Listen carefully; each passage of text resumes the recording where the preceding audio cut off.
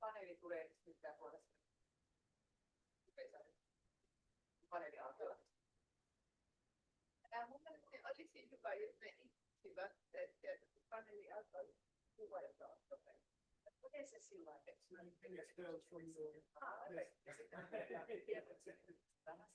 Sinä aina.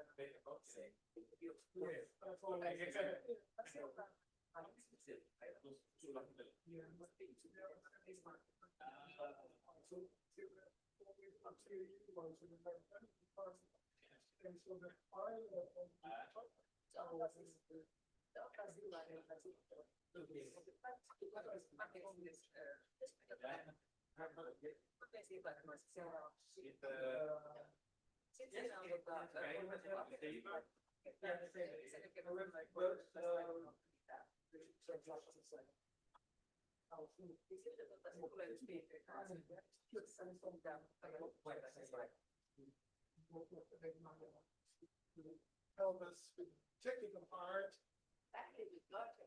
Yeah, we've got a professional nurse, which to put the first slide and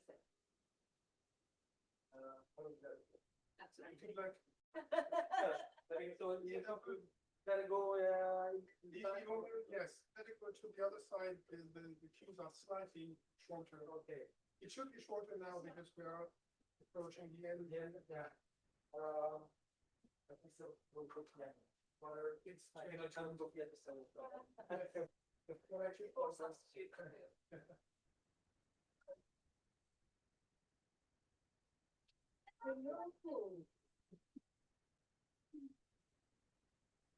This is not called the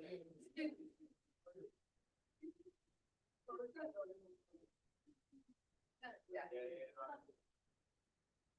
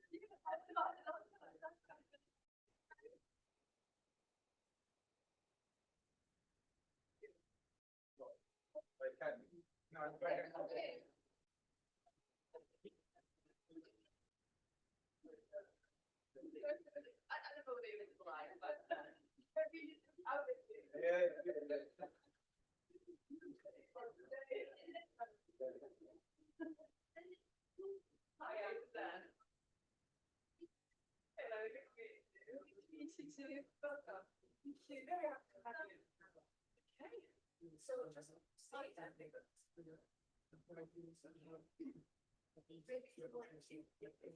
problem. I hope you see that.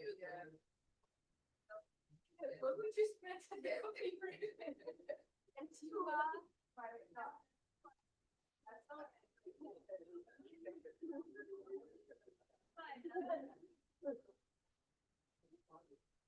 Welcome.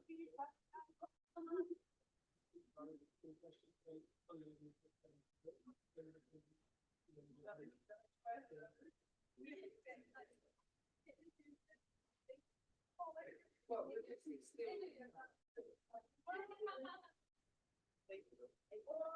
What have you? No, it's not.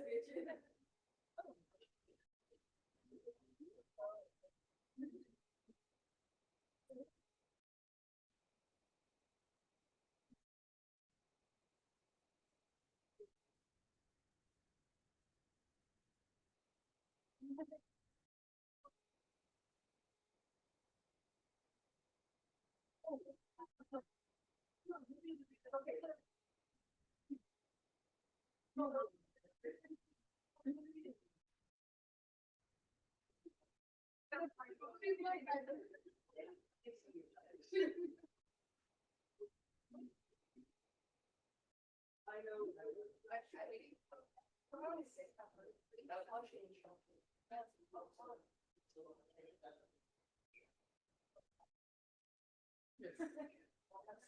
Actually,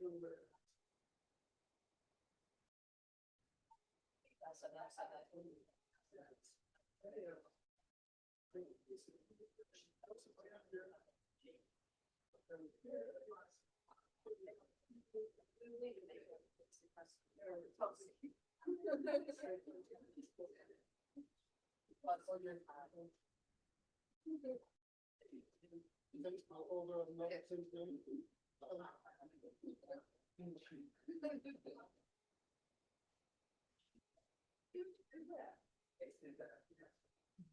Yeah.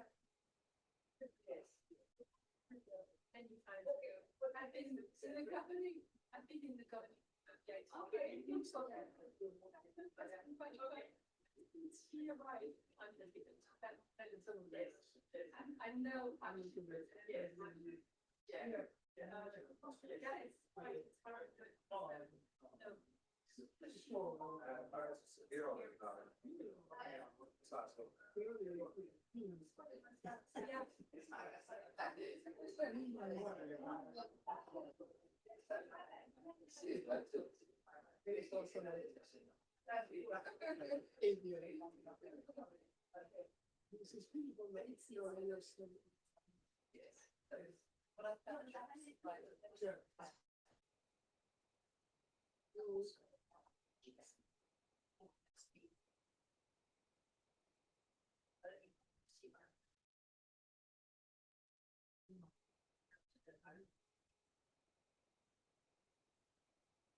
No, it's actually stuff that.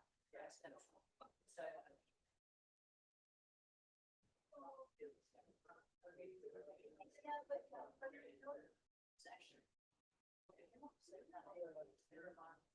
Then you want for yes, that's and we were sometimes you can something. I don't know.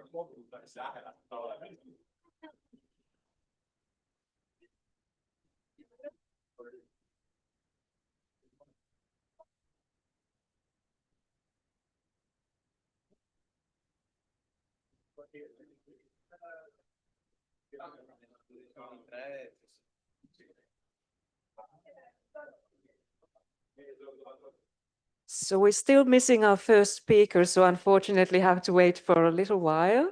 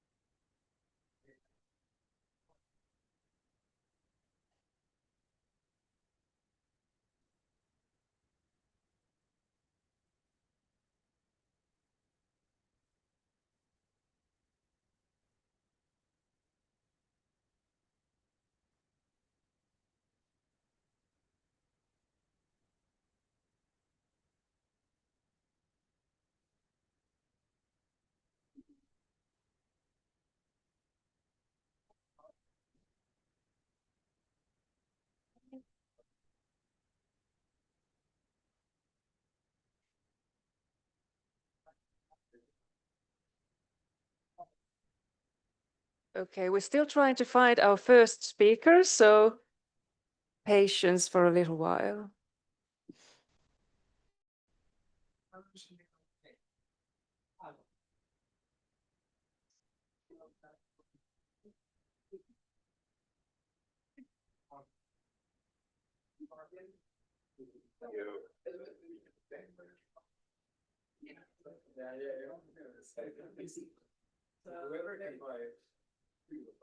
Okay, I think that we have everybody in the room who is going to present today. So let's start the session.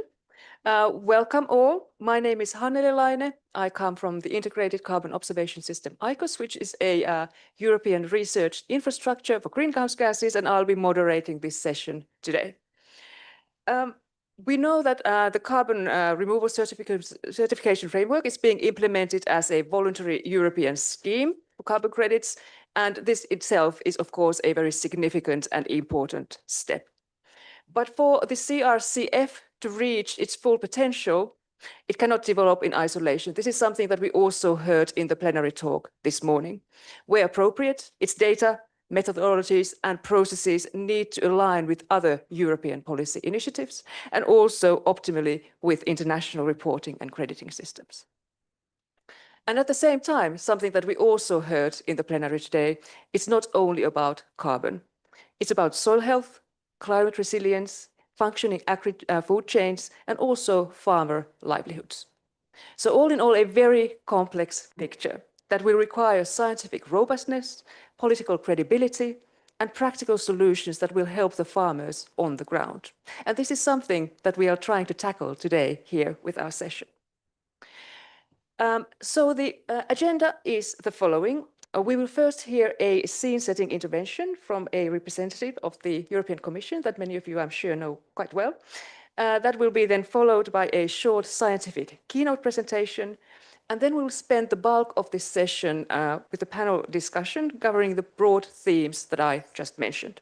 And then we'll finalize again with a reaction from the Commission. Before I introduce our first speaker, I would like to point out, you can go to the next slide, that we will have a short Q&A towards the end of this session, and you can submit your questions through this QR code or then using the code that you can see on the slides. I will leave it up for a few seconds so that you can catch it.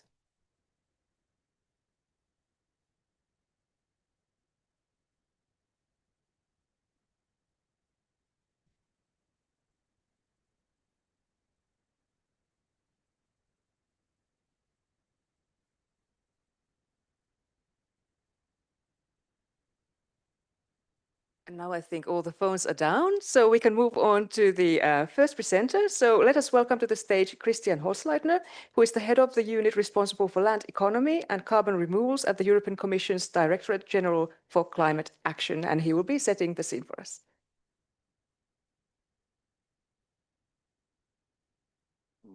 Good morning. Of course, very happy to be here and very happy to see so many of you again and many of you for the first time. And setting the scene, I think my boss Kurt has already done a lot of the work in the plenary session, so I think I can be shorter on that. So we are really very committed in building a voluntary carbon market for agriculture, forestry, other types of carbon removals here in Europe. We see essential that we do a credible certification, that we have an easy accessible, low cost monitoring reporting system, and that we bring a strong demand signal from that. And that Kurt also talked about the different initiatives that we have with the carbon farming database, with the EU buyers club. So maybe I go a bit into the monitoring aspects and how we see them. Why are we proposing this carbon farming database here? I think if we want to be successful, then everything we do about monitoring needs to be very well integrated with all already available data sources and monitoring systems. And of course, it needs to work in line and needs to deliver for these international standards, be it the Greenhouse Gas Protocol, be it the Science-Based Target Initiatives. So if you already look at our certification methodologies, we really don't want to develop our monitoring systems as a standalone system. They need to be integrated with what is already there. And they are the two important monitoring systems that already exist are the national inventories, national climate inventories, and in particular in Europe, it's the common agricultural policy.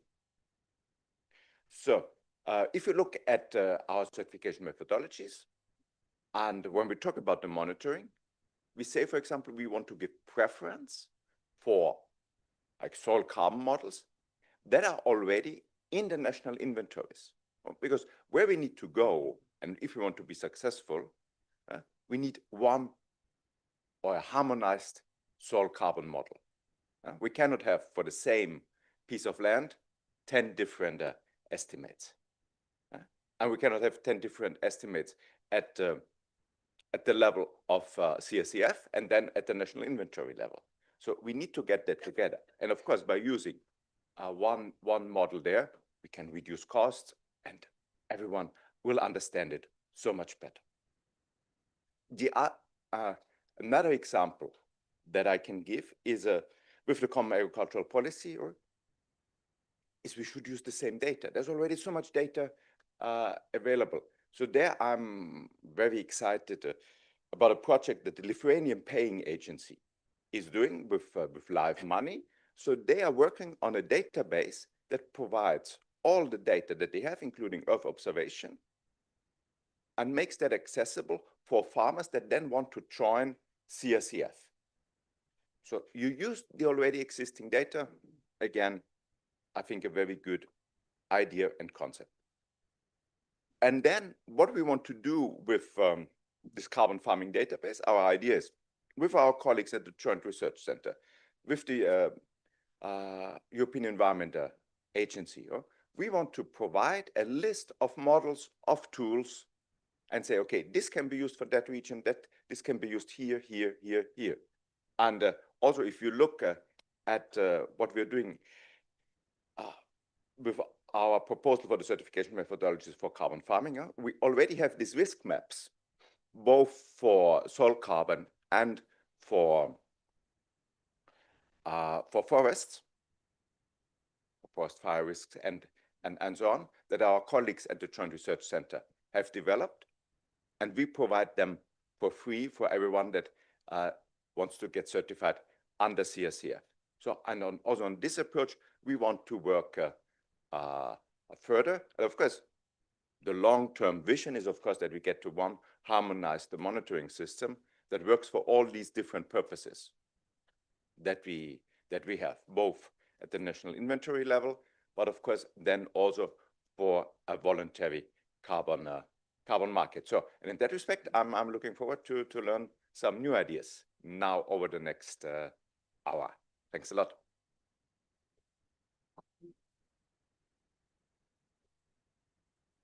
Thank you very much, Christian. And next we have the pleasure of hearing a short scientific keynote from Eric Secha, who is a senior scientist at INRAE, the French National Research Institute for Agriculture, Food and Environment, and also the deputy director of the CESBio lab.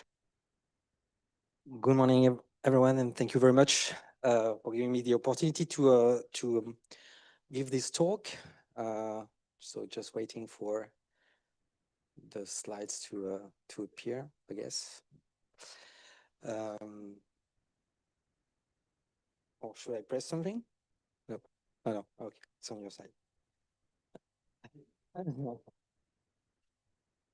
So to talk about some work that we have led us to having a vision on how we could align CRCF with other contexts of MRV based on the work of many people, in fact, and from several projects. Just reminding elemental fact that monitoring soil carbon is not only about measuring or looking at what modeling soil carbon. It's an ecosystem issue. Why? It's because the soil carbon stock changes depend on different fluxes, CO2 fluxes with the atmosphere, lateral carbon fluxes, what is exported by the farmer at harvest, what is brought eventually as organic amendments. So the stock changes, they result from all those incoming and outgoing carbon fluxes from the field, and they depend on how much crop residues or biomass you put into the soil, and on how much is decomposed and released into the atmosphere. It can be assessed, the change in soil carbon, through different approaches, through what we call the carbon balance approach, where you try to measure or model the different components, so the photosynthesis, plant soil respiration, and those lateral carbon fluxes. And for these, you can use instruments like flux tower sites, and you can also collect the activity data from the farmer in order to calculate annual carbon budgets. But you can also, of course, model those processes with what we call tier 3 model, process-based models. And the last approach for monitoring carbon is, of course, digging in the soil and measuring the soil organic carbon content. And depending on the context of monitoring, the availability of data, etc., you will rely either on one approach or the other. I will come back to that later. So there are those different contexts in which we want to monitor soil carbon. So national inventories, the CAP, the voluntary carbon market with offsetting projects, scope reporting, each of those contexts have their own requirements, rules. For instance, for the national inventories, you want to do assessment of carbon stock changes in time.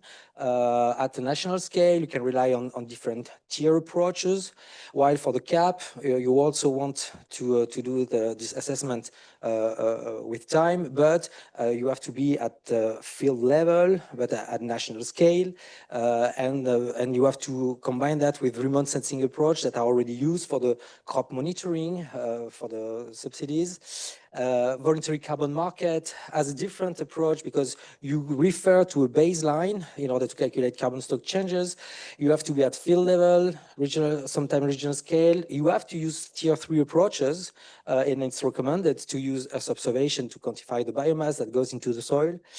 And you need to provide some uncertainty assessment. And for scope 3 reporting, it's also based on tier 3, change of carbon in time, and also field level.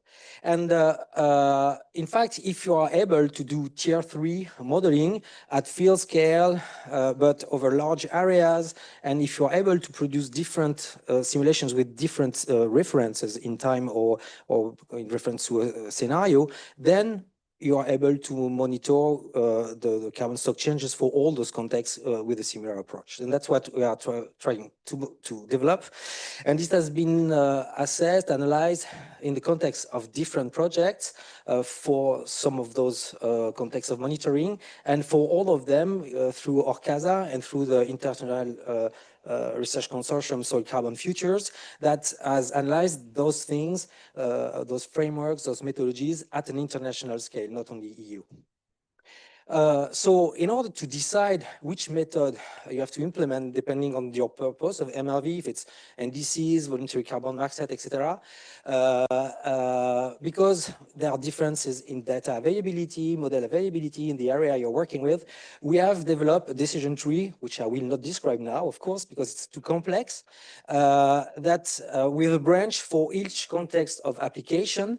And we have published that last week in Carbon Management, and you can also find the description of this decision tree in this deliverable from ORCASA. But just to highlight, show an example of how it's supposed to work here. For the voluntary carbon market, for instance, there is a series of questions. For instance, you will start on, is it possible to do measure-remeasure at an acceptable cost? If yes, maybe you can eventually rely on measure-remeasure. If not, you have to rely on tier 3 modeling approaches. Is your field large enough so you can use remote sensing approach? If so, then you should use a remote sensing combined with modeling approach like parsimonious. And so by a set of questions like that, you can decide what is the appropriate monitoring approach for your local context and purpose. And we also developed a framework because we needed to harmonize the different methodologies across those different contexts of monitoring. And this framework illustrates how you combine the different data, the data flows, and the different monitoring approaches, but in a consistent way across those different MRV purposes. Just focusing on two things. Main focus for the voluntary carbon market is, of course, on the tier 3 modeling. There are different approaches on which modeling approaches that you can implement with or without remote sensing data assimilation. Based on soil models, based on ecosystem modeling with complex ecosystems that require a lot of input data relative to activity, etc., like classical agronomical models. But what we recommend is to go on what we call light coupling or parsimonious modeling approaches, because they are less complex, but they can be driven by satellite observations to force, for instance, the vegetation model to reproduce really the truth of the vegetation development and carbon inputs to the soil. So if your local context is compatible with Earth observation, then combine that with some what we call parsimonious modeling in order to have more accurate, more scalability in your approach. And one thing I forgot to mention is that it's not only when we have evaluated all those monitoring approaches, it's not only about a model, it's about a model framework. It's also how you have access to input data, their accuracy, etc. And one example of this parsimonious modeling approach, there are other teams developing similar things in Finland, FMI, for instance, here in Italy, the group of Andrea Ferrarini. But here it's about the one we are developing, which is AgriCarboneo, which is compliant with different MRV context, and that is compliant with the French label bas carbone and the CRCF. And it's a full processing chain that downloads automatically the remote sensing data, land parcel identification system, so the field contours, climatic data, etc. And it's scalable enough so that you can apply at a very large scale, but high resolution, meaning that with this kind of modeling, you can both provide information for the CAP and for the national inventories because it's scalable and field scale. But also, you can use it in a voluntary carbon context, on the voluntary carbon market context, sorry, because you can monitor the fields for several years and you can simulate some baselines. In this case, it would be fields, different crop rotations without cover crops, that's the orange lines. And you can also monitor the fields that have 1, 2, 3 cover crops during the 5-year crop rotation. And you can compare with the baseline in order to quantify how much carbon has been stored. Last, you can use that approach in the in-setting context. We did that with the NetEase company, where they wanted to quantify how much carbon was stored thanks to cover crops. They are paying the farmers to grow cover crop, and we can simulate the reality, which is maize preceded by a cover crop, or ignore voluntarily the cover crop before the maize, and the difference between the two simulations tells you how much you have stored carbon thanks to the cover crop. So this kind of approach can be implemented in all the different MRV contexts that we are interested in a homogeneous way. So why now do we need to develop jointly those MRV approaches for the CAP and for the voluntary carbon market? Well, because this kind of approach, in particular the parsimonious approach, they are more scalable, cheaper than other monitoring approaches. And you can refer to the cookbook, Orcasa cookbook, for more details. Also because the high resolution and scalability of those approaches is consistent with the monitoring of stock across the different contexts. And one interesting thing is that as we will do relatively exhausting monitoring of soil carbon stock changes with the CAP or with the voluntary carbon market, then we could reuse those results for the national inventories. So we are saving some efforts there and some money. And also it solves many technical and methodological and cost issues, because those approaches can produce all sorts of baselines that comply with those different contexts. The input data, if we rely on the CAP system, we can collect them only once. Christian just mentioned this project, I think it was in Romania, you said, in Lithuania, that proves that it's possible. And that would, of course, so it's about activity data, Earth observation data, field contours, and that would reduce a lot the cost of the monitoring and the administrative burden, both from the farmers and for the operators of the MRV systems. And it would allow, very interesting, to build a unique carbon registry for the offsetting project and the scope 3 reduction based on those LPIS data. And last, well, no, not last, almost last, and it would also allow a hybrid payment schemes, meaning that you could combine some carbon credits from the voluntary carbon market together with cap subsidies, and that would secure a lot the transition, because that will de-risk the transition. You could partly pay on practice and partly on results, and that would facilitate the transition. And last, joint efforts to develop those methodologies. Of course, they would speed up their development, their improvement, for instance, by having a consistent data collection by researchers, cooperatives, and companies in order to build databases that are used to evaluate, calibrate those approaches. So limits and solutions for the development of those methods and for the harmonization of the stock monitoring are the following. The limits: currently, no extensive access to the field contours and reliable key activity data. The nice thing I didn't mention with those parsimonious monitoring approaches, estimating remote sensing data, is you need, in fact, few activity data, less than in classical crop models, for instance. You could have that through the CAP infrastructure that already exists in many EU member states. But for this, we need to enlarge the license of the CAP activity data to the voluntary carbon market. There is a small bug. So only main crops and cover crops so far can be modeled with those approaches that are quite new.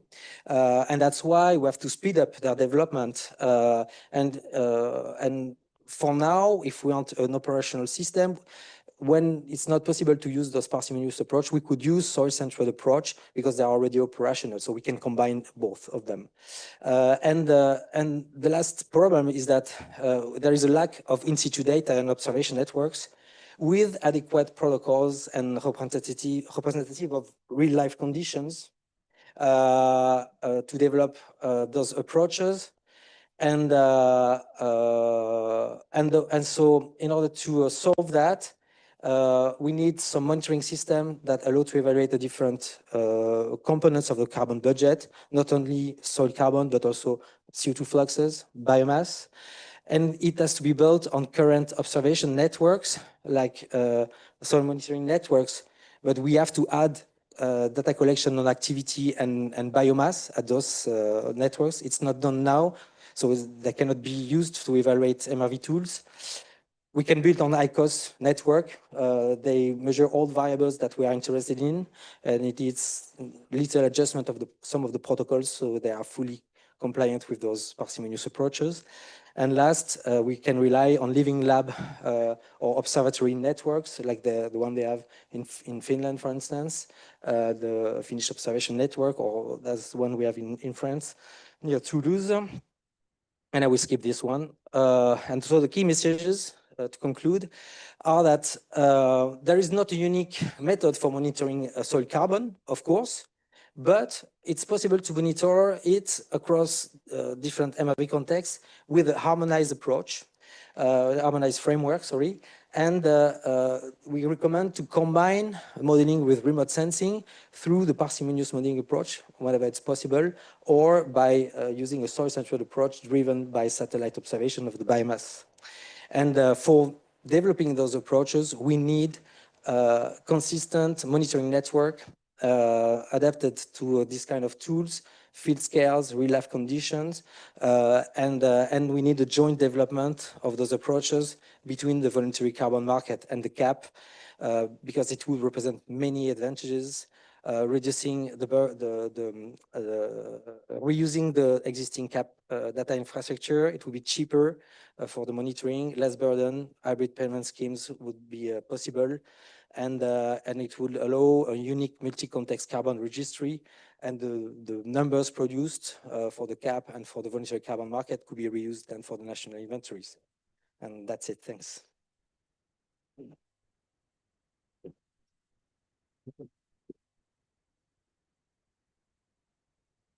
Thank you so much, Eric, for this excellent back presentation for our next discussion.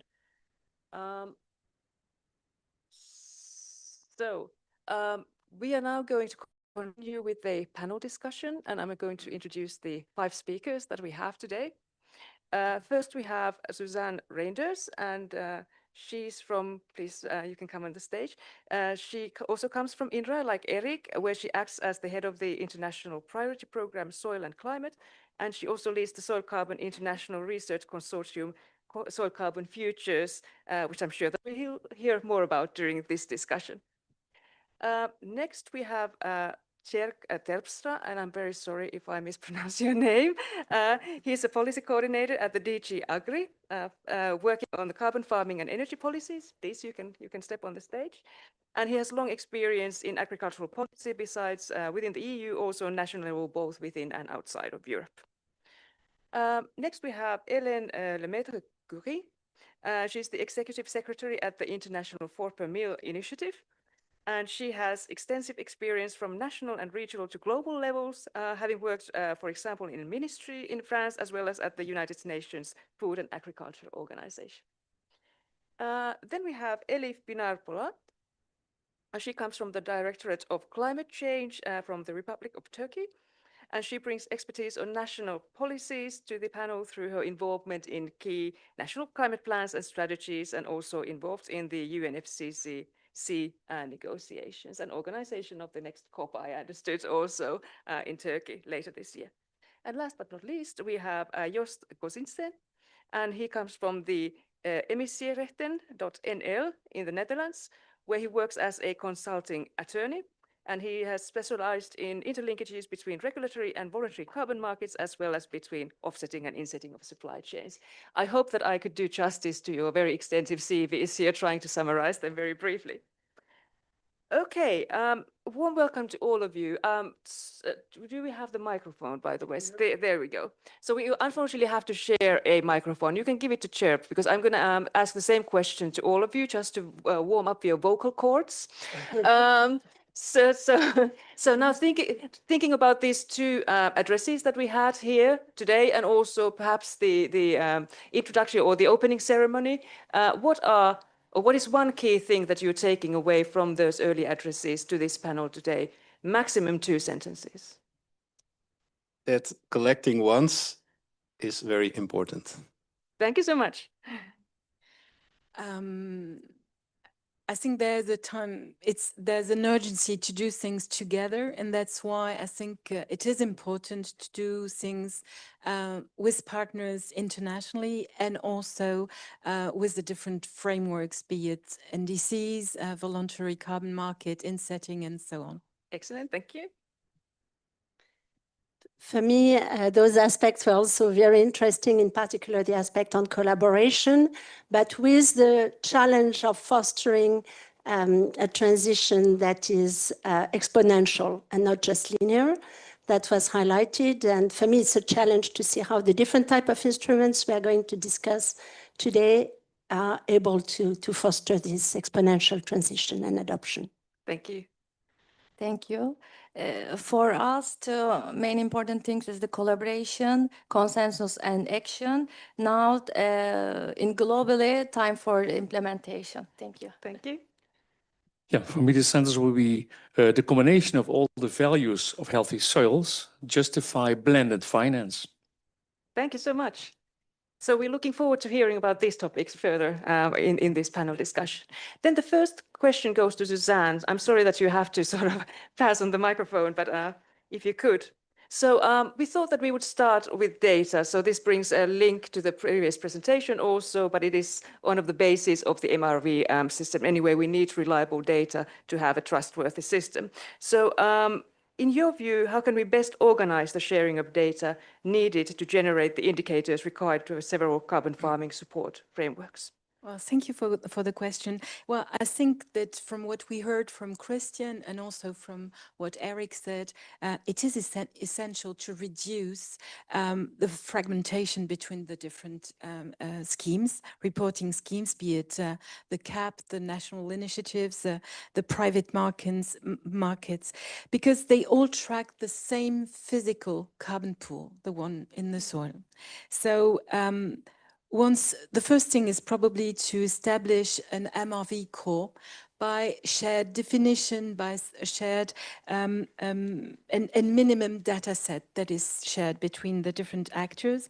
And also I insist on the transparency, on the uncertainty of the data. I think this is something key if we want to have trust from the different partners. And I was happy to hear that there was in some countries already things going on for sharing those data from the CAP with the FMES and so on together and applicable for the CF, because that means that we need those interoperability layers that are key to address those questions. So we mentioned the baselines as well, which is important. And I think that maybe one of the things that we can envisage, I heard about what's going on also at JRC, risk maps. I think this is important, and strategic samplings, and so that we don't have an overload of sampling methods, but that we apply sampling where it is needed for the models, for implementing the models and calibrating the models. So thank you very much. Thank you. Is there somebody in the panel who would like to reflect on also on this question? If not, I'll take this moment to advertise ICOS, because why not? So as said, I come from the Integrated Carbon Observation System, which is one of the European research infrastructures, and we specialize in greenhouse gases. And what we can bring to this game is that we are measuring across Europe on several sites, altogether 180 sites, greenhouse gas fluxes or concentrations. We also have several and a growing number of agricultural sites from which we can provide actually daily information about the fluxes, the carbon fluxes, but also we have some soil sampling, not obviously done daily, and also we're building now sort of the ancillary database of the management and so on, so that we can support the CRCF to the best of our ability. And this data is all free for anybody to use, so any startups or anybody else working on this field and think that they could use this data either in their modeling or other activities, then please visit our website and we'll be happy to tell you more. Okay, after these little advertisements, we will move on with the panel. So we are now moving on with CHERC, and we'll take a slightly broader view of alignment, and that is the EU policy. So how can the monitoring systems, in your opinion, under the CRCF be aligned in practice with, for example, the soil monitoring law or the CAP or the national greenhouse gas inventories? Yes, indeed. So what we have seen from what come from the discussion under the strategic dialogue that took place in 2024, that there's a very fragmented landscape of different types of data gathering systems, certification, you name it. And this also was increasing during the last few years. And this left the farmers a bit puzzled, like, to which types of systems do I have to comply with, which data do I have to fill in where, how is this certified? And this actually led to the initiative from the Commission to set up this sustainability compass. We are working on that right now.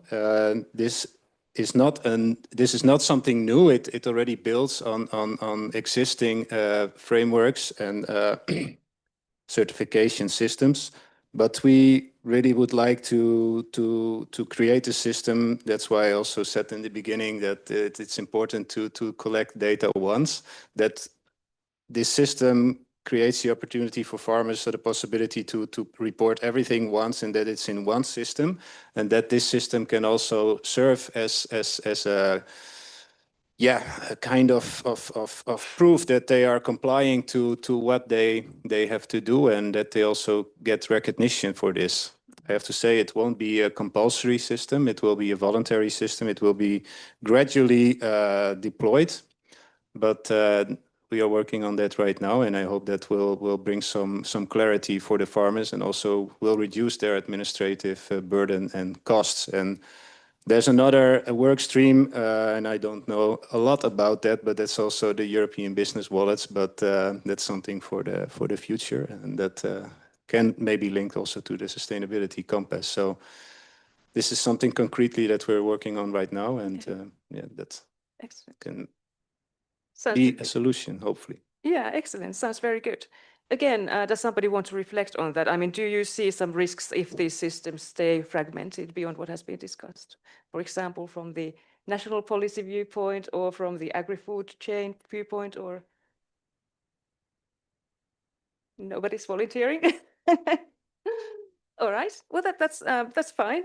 We can then move on. You already touched upon this reducing the reporting burdens. I don't know if you want to add anything further on that, or you said everything that you wanted to say about that.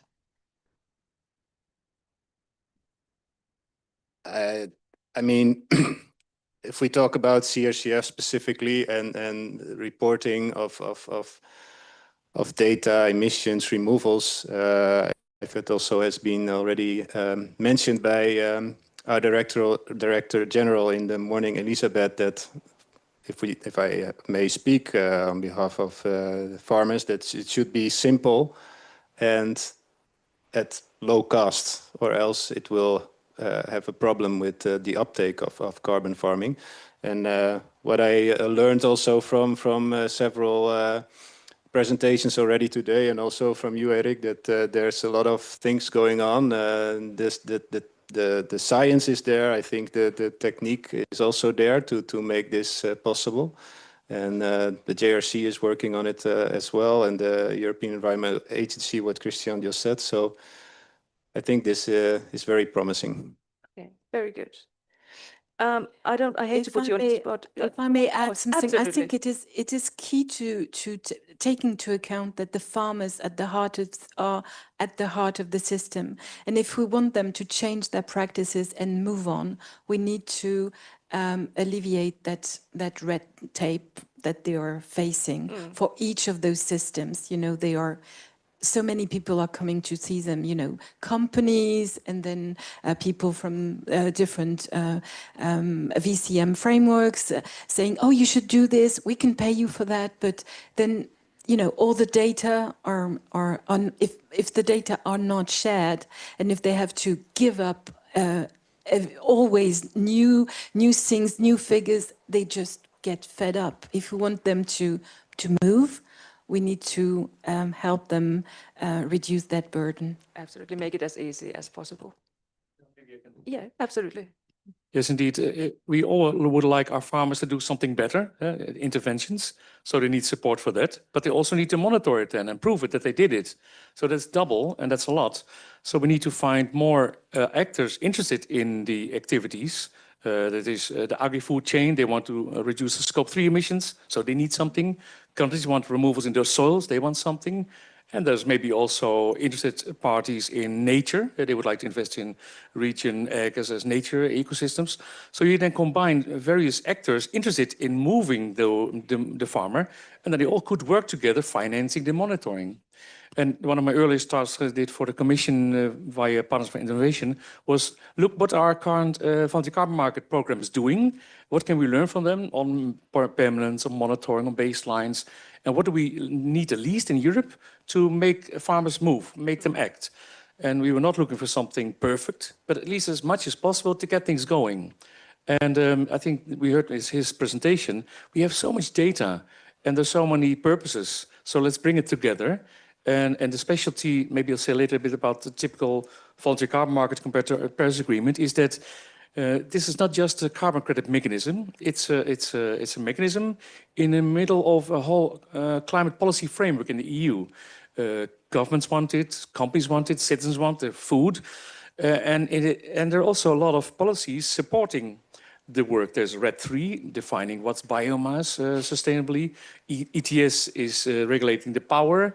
There's other ETS, there's CSRD. So a lot of regulations are there to show, to help the farmer to do the good direction, also to make almost all the other actors almost compliant to do this. Although it sounds like a voluntary carbon market, but yeah, we have to do it. So it's almost compulsory for us moving ahead. Thanks. Yeah, thank you. I think it's an important message that if you aim for perfection, you never actually progress in anything. So sort of accepting that that probably won't happen.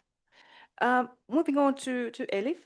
Actually, I don't know how you come from Turkey, and how easy or difficult do you think that for countries outside the EU it is to connect to these discussions and systems in general? In Turkey, after the Paris Agreement ratification, we enhance our policy framework we submit our climate law, and also we prepared our pilot ETS system. That's why it's related with of course, we have a really good relation with the EU and the biggest market in Turkey. That's why we always follow this EU regulation and they align with this one. It's not only related with the alignment between the national policies, also international policies should be aligned each other. Yeah, absolutely. What do you think, if we continue with you, what are the main opportunities of carbon farming for countries like Turkey? Thank you. I will talk about not only Turkey, but also the similar countries like Central Asia, part of the Europe and the Middle East. We are facing the similar climate change impact because of the Mediterranean basin affected from the climate change more than the other. That's why if you look at the policy, from the policy perspective, the main opportunity of the carbon farming is the bridge between the agriculture system and the climate policies, and we are always looking for create the climate and agriculture nexus. And when we are enhancing the agriculture system, it also helps, it also contributes to mitigation, adaptation, and other issues in the global climate action agenda, in national and international. And also, when we are look at from the policy framework, carbon farming is not only for us is reducing the emission or increasing the carbon sequestration, also improve the soil health, to increase the water retention capacity, and make agriculture production system more resilient. And another important things when we are preparing or creating agriculture policies, always we we are ensured to support food security. In Turkey also so important issue, because the public awareness sometimes could be low related with the agriculture issue. If give an example specifically in Turkey, when we prepared the climate law, the public showed the resistance is the first time, and it didn't pass from the parliament first time. And then we prepare some supports and some influencer to explain the climate law helps for the agricultural system, for the sustainable livestock management, so on. Then the second time the climate law approved by the parliament. It's a big issue for us and also essential for Turkey or other countries similar like Turkey, because the agriculture is one of the priority area for our commitment under the Paris Agreement. To when we prepare the national determined contribution or long-term strategies is the key pillar for us. When we are trying to reduce emission from agriculture, also we try to enhance the agriculture productivity or agriculture system. That's why so essential, and we are not directly focus on the mitigation for agriculture, and also we are focusing on the enhanced for the sustainable agriculture management. And the third one is related with the farmers. If give an example from Turkey also, in Turkey we have 24 million hectare agricultural land, but they conduct by the small scale farmers. So if we encourage the carbon farming with them, we should create the same place for them, like a cooperation or another things to enhance them. We need to encourage the participation of the small scale farmers. Thank you so much. Thank you so much. So that we don't keep Ellen all quiet here, so maybe from your international perspective, how does it sound what has been discussed here? I mean, are these the kind of things that the different countries are facing, or are there similarities, differences? Yes, I would like to illustrate 2 points that were mentioned before, in particular by Suzanne. I think one very important aspect we can learn from our international perspective is the challenge there may be to foster a large-scale farmer participation. We mentioned in the introduction that we need change to be exponential. This can only be achieved if, through a combination of policy instruments, we really foster change at scale. And the question is how the offset mechanisms and the carbon credit mechanisms can play a role in this, in accelerating this large-scale transition. And as you know, the 4 per 1,000 initiative is a multi-actor partnership, 10 years old, and we really try to foster exchange of experience between all our different partners, being private sector, NGOs, research organization with strong collaboration with Soil Carbon Future in particular, and countries and regions. And in this case, I just wanted to illustrate 2 experiences that were kind of in a different context, because it's the experience of the Alberta carbon offset credit and of the Australia one. And those are some of the the oldest schemes that have integrated agricultural carbon crediting schemes. And it's very interesting to see that they have lessons learned that we can probably share with other crediting schemes. In the case of Alberta, so 2007, very early on, and the dynamic of this scheme was to integrate compliance markets. So the farmers were allowed to produce credits that were used in compliance markets with different type of practices being recognized with standard factors and recognized by the governments, with protocol being officially adopted by the government in Alberta and then verified. In this case, there were several protocols recognized, but the main one and the one which has been more disseminated is the one which started in 2007 with no-till practices. And what happened is that research evolved, and it appeared that no-till practices alone were maybe not enough to guarantee the abatement in carbon and the increase in carbon storage. So they transitioned towards a conservation agriculture protocol. And this conservation agriculture protocol was very largely adopted in Alberta with support from the offsetting scheme, up to the point that in 2021, they retired this protocol because they considered that the transition was done, that it depends on the document, between 30 and 40% of the farmers had already adopted conservation agriculture, including a large proportion with support of the offsetting scheme, and they retired this protocol and they developed other protocols that were, we can discuss that later if there are questions, but in particular protocols for the reduction of enteric emission and manure from livestock raised in feedlots. What's also very interesting in the Alberta case is the way they articulated, which may not be what the EU wants to do, but it's an interesting perspective. They really define this carbon offset as complementary to the other type of credits that we're generating, in particular for biodiversity restoration. And so it was an additional measure. And the aspects of co-benefits was maybe much less emphasized in this scheme, which is very also interesting to see how the EU is addressing that. They tried to develop other protocol, but for the other protocol, the uptake was very limited.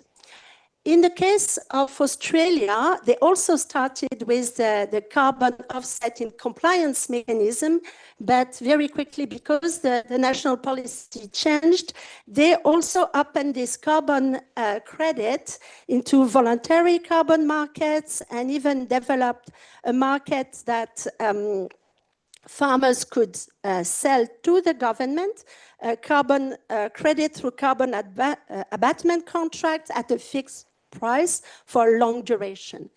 And what we see is that through those different schemes that came up, regularly there was a revision of the scheme, there was independent evaluation of the impact of the functioning of the scheme on the uptake, research, policy research, and evolution over time of these schemes. And I think this is also something which is very transferable. When we are developing those schemes, we are also developing, and this, the case of Alberta illustrates it, we are funding a point in time in a transition pathway, in an innovation adoption pathway. And that's probably where the discussion we had in the opening panel about bundling instruments, having offset credit part of a bundle of instruments really kicks in. How do we incentivize the innovation? We know that the practices we are going to support with carbon credits are practices that often need to be adopted on a place-based, specific place basis. How are we going to support this adaptation phase and all the risks that are associated to it? And how are we going also to support building at scale? And is that the role of the carbon credit? In terms of lessons learned from these instruments, I just want to mention two other ones. The first one is that those credits, they don't work alone. A strong recommendation from both schemes are really to associate incentive for farmers to access expert agronomic services. The other aspect is to anticipate regulatory risks and liability issues. In the case of Alberta, the fact that a protocol was discontinued, but also some of the monitoring system didn't function originally as well as expected, and there was invalidated credits that covered costs for farmers. All those aspects of increased the uncertainty for farmers and really also decreased uptake afterwards. Another, just as maybe as conclusion, 2 points learned from those schemes. The first one is to manage farmers' expectations. It appears in those schemes that some of the protocols that were proposed were actually, once the innovation phase was finished, completely profitable for the farmers, cost efficient, time efficient, and those co-benefits and the benefits for the farmers, they also need to be monitored because they also need to be part of the discussion. And more broadly, it's important that all those innovations, monitoring schemes on very technical aspects are completed with research on what are the factors that farmers take into account, how are they assessing risks, and how does it evolve through the different mechanisms and protocol we put in place. Thank you very much. I see that Chair has been writing down lots of things. Do you want to comment or? Okay. No, I don't want to put you on the spot unless you want to. Let's then move on to a little bit different type of a angle. So, Jos, you have been working with international agri-food value chain. So, how do you think, how can carbon farming play a role in this? Yeah, so some of the big players, they like Mars this morning, they have targets. So they start at least with some finance for farmers. Of course, they're requiring for permanence. So if you have a few years farmer doing new interventions, Mars would like the farmer to continue doing that or keep on monitoring that. That's also part of the CSEF scheme. So what you see now, it's all small tests, small pilots. And I think that that's maybe the second part of what you would like to ask me. I think, will this help nations meet their targets? And it's really a challenge for all countries in the world, I think, to subtract bottom-up reductions from projects from top-down aggregated numbers. That's very difficult.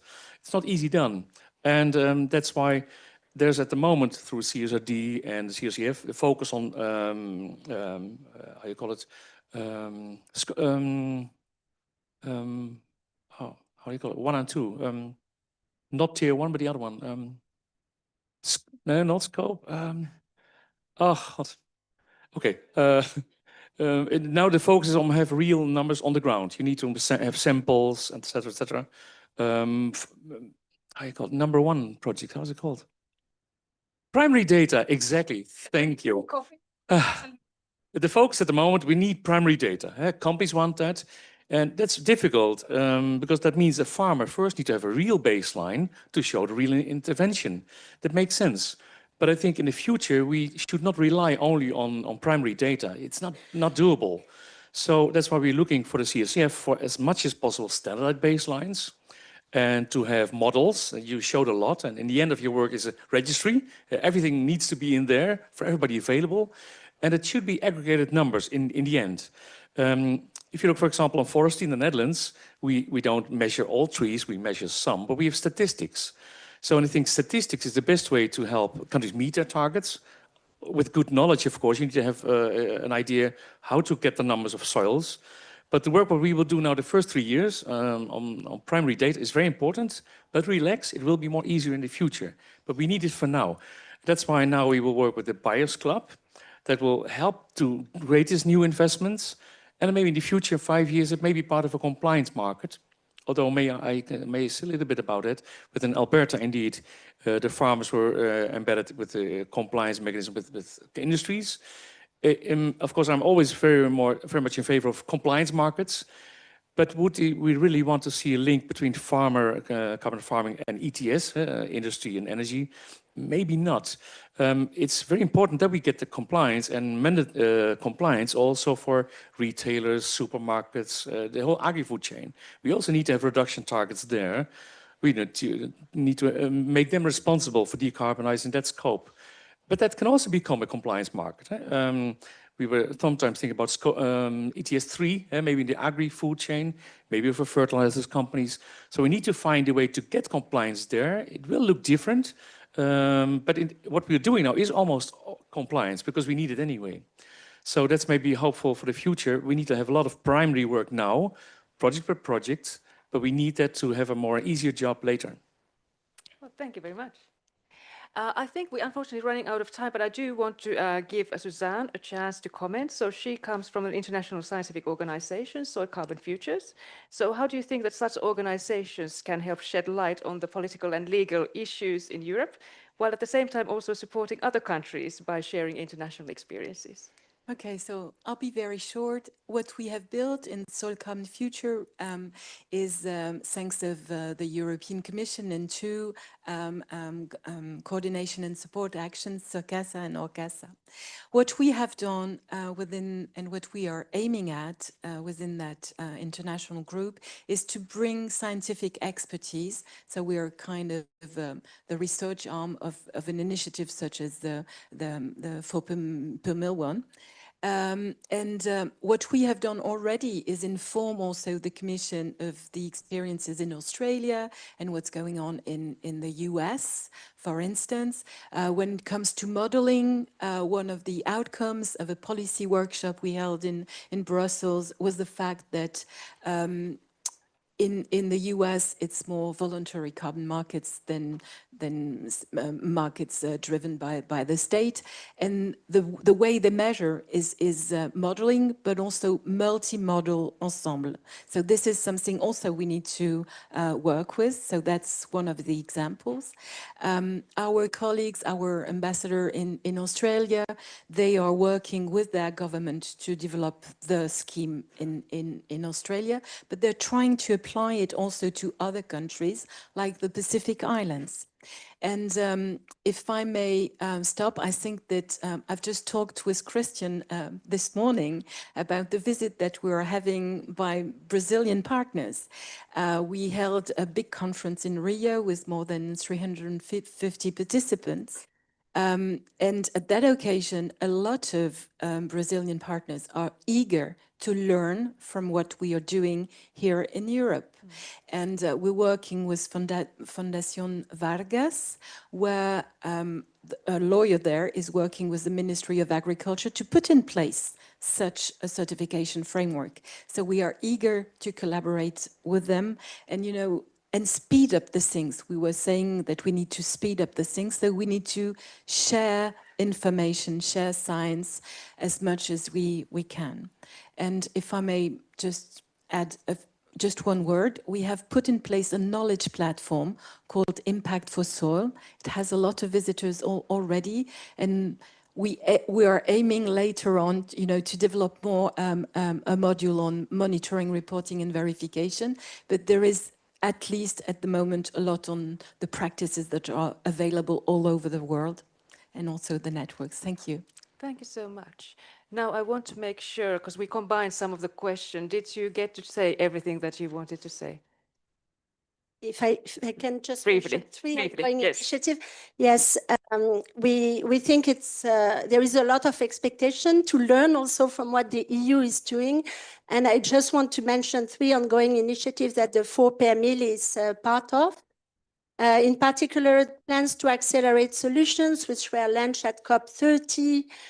For example, the Global Carbon Harvest Coalition that, as Suzanne has mentioned, has Brazil, but also Kenya and India, and led with CGR as scientific coordinator.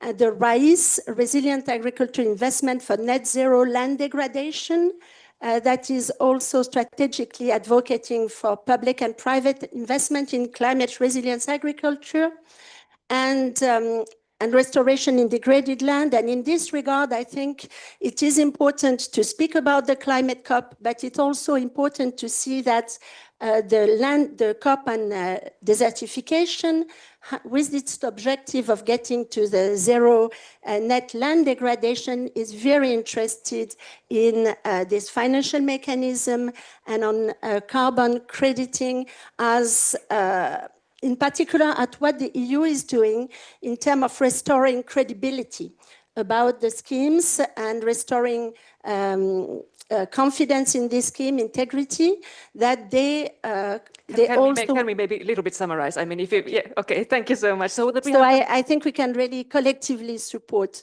those processes and inform those processes. Thank you so much. And Jos wanted to say. Yeah, one more remark. Of course, the voluntary carbon market doesn't have a very good reputation at the moment. Huh? So that's true. So this really should be a very credible, verifiable system. But some are saying, is it what we're doing not weaker than the Paris Agreement's Article 6.4? But it's completely different. I have to explain that. If you do a project in a developing country, you really look at that project in isolation. You need to deal with everything in that project, that it doesn't lock in fossil fuel, that it leads to zero in the end, etc. A lot of, because you're not sure if there's enough regulation for companies, for investments, etc.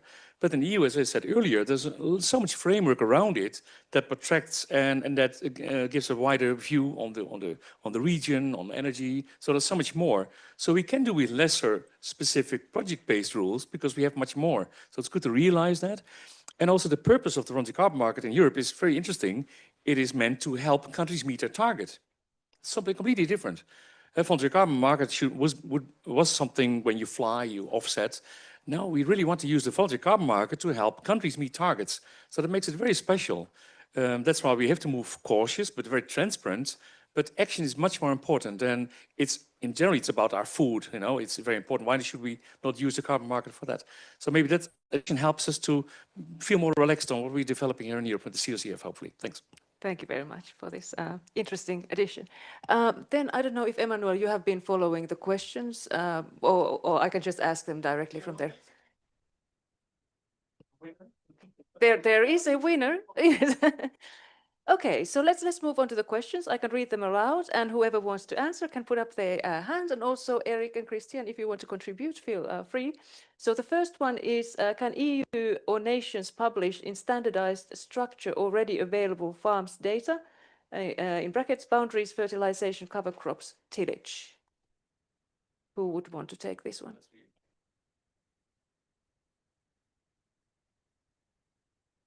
Thanks a lot.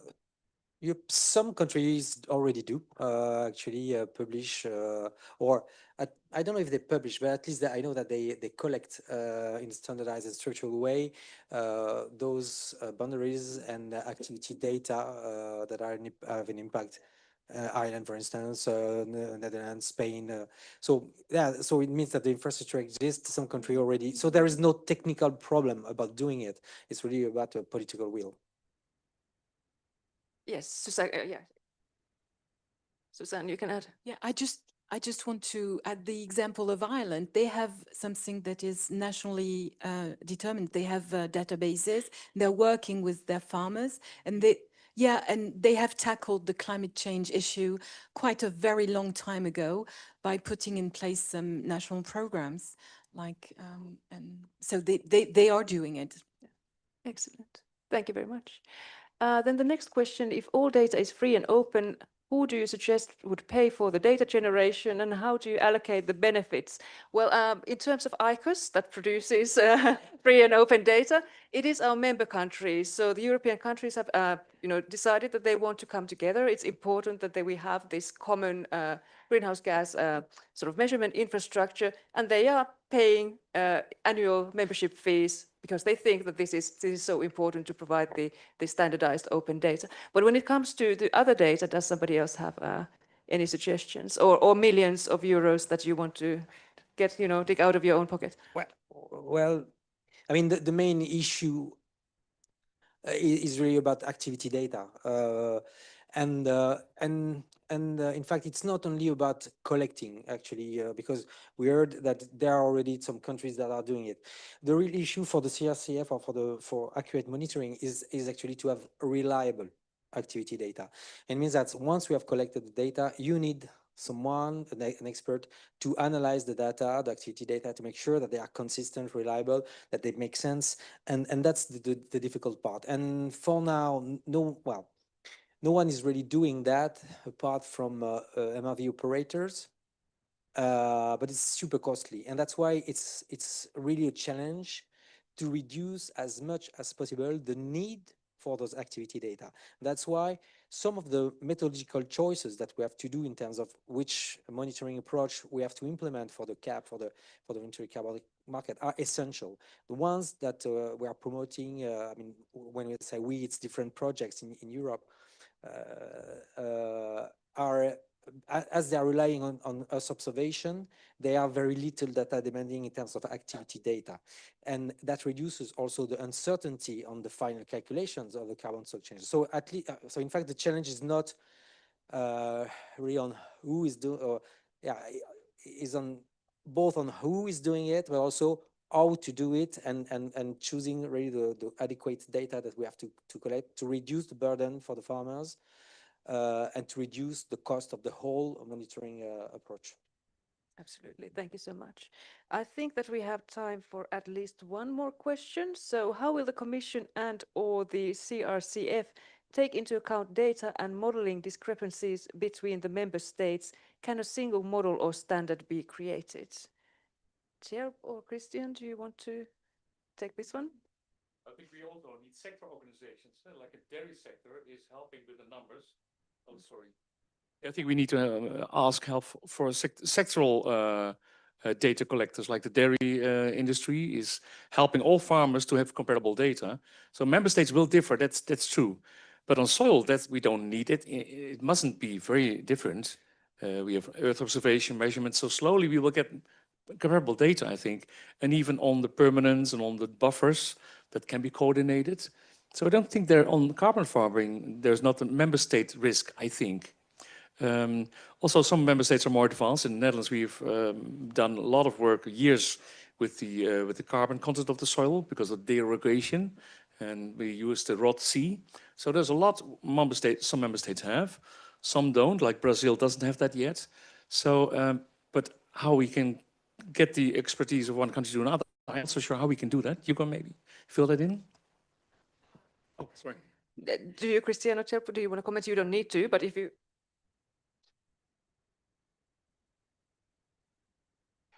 Oh, I think one needs to differentiate that. Right? It's on the one hand, it's about the model, but then it's very much about the validation that the model works for a certain region and for a certain member state. So there's a lot of work to be done. So I think that's a very dynamic process over the next years, where we can learn a lot from each other. So I wouldn't see that we should start now with a top-down approach on that. We need still a lot of learnings to be done, and to see how we can integrate all the different data sources, and then like what you're doing with ICOS, because adds another level of information. And I think that's the idea of our carbon farming database, that we can get all of that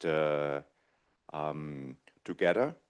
And I think it also depends so much on on the type of soil. If you think about peatlands, organic soils, it's something else than mineral soils, than forest soils. I mean, like, or for example, for forest soils, we still need to do a lot of work. But I think what is the important point is that we get it harmonized over time. I think the biggest risk, as I say, is if we have, like for a single plot of land, 10 different estimates. So that would kill the credibility of the market. Thank you so much. Yes, please do. And very shortly, going in the same direction of what you were saying about harmonization. I mentioned harmonization for of the methods or the framework for arable land, but we are finalizing similar work in the Mavic project on other ecosystems, on grasslands, on peatland, on agroforestry, and we will end up, and that was also one of the objectives of the IRC soil carbon futures, at some point to collect to centralize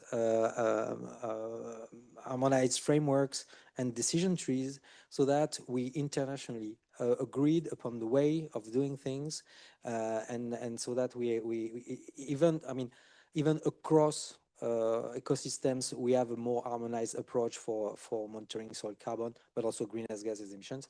And my last word will be: we are talking a lot about carbon, also a bit about biodiversity, but one of our main objectives is to be climate neutral.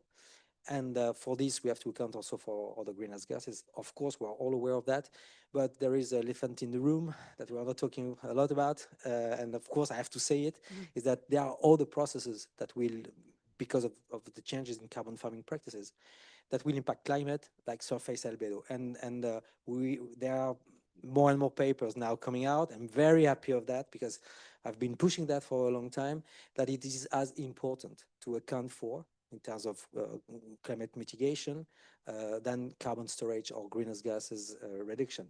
And now we don't have any policy about it, because the climate modelers are not able to simulate carbon farming practices, meaning they cannot quantify the climatic effect. And because of that, we don't have any policy. So there's a problem there. We have to tackle it, and there are some solutions, and happy to talk about it with you anytime.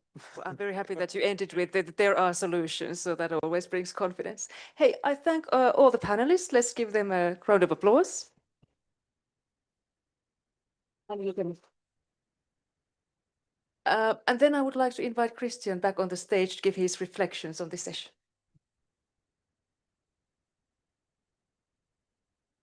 Okay, thanks. Thanks a lot.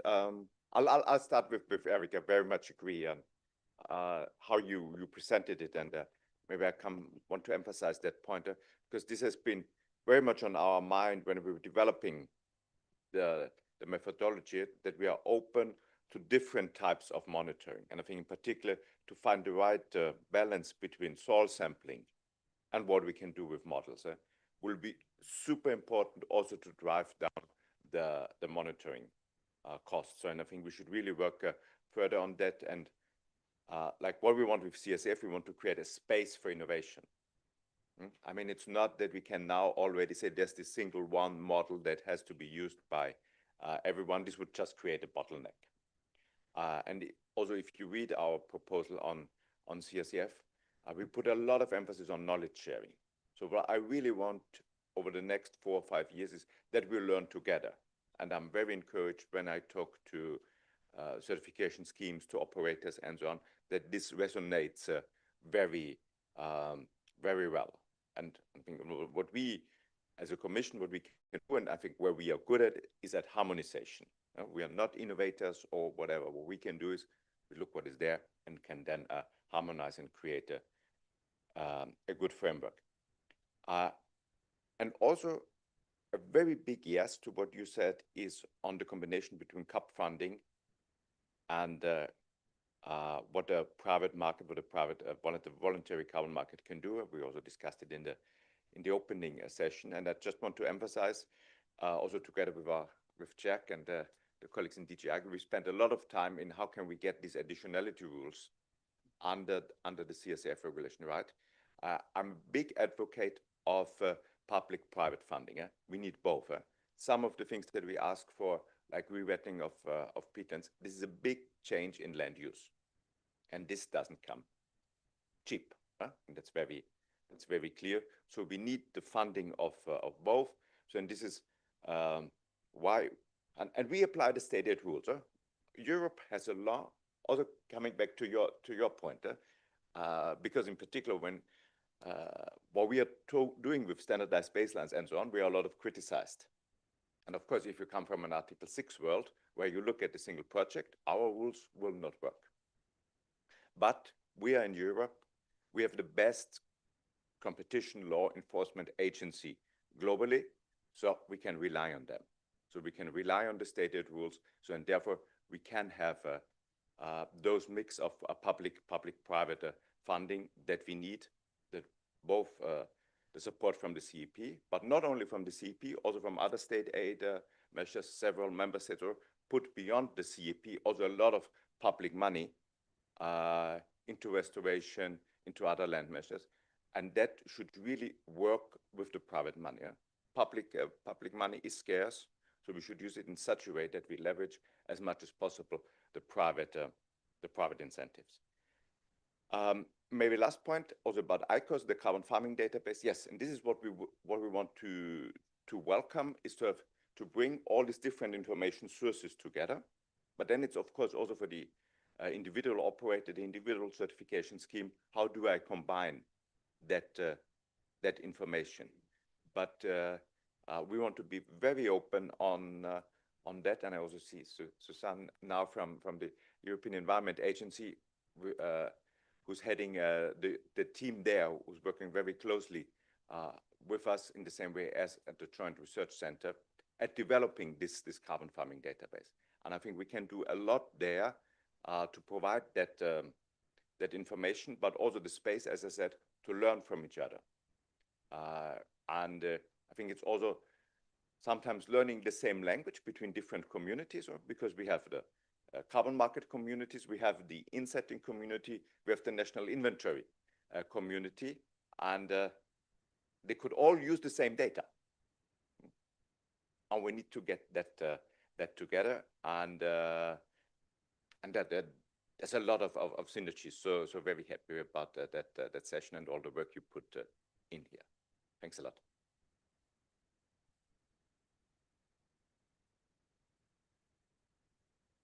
Thank you so much. I don't think that I have much to add there. Thanks to all the speakers, thanks to all the panelists, and I'll be your favorite person and let you go to lunch 5 minutes early. Enjoy the conference.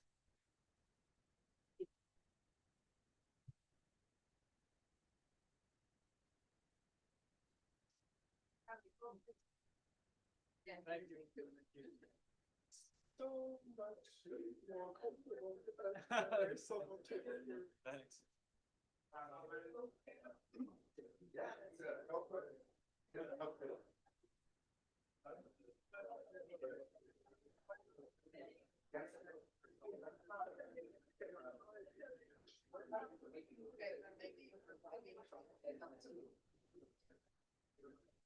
Yeah, well.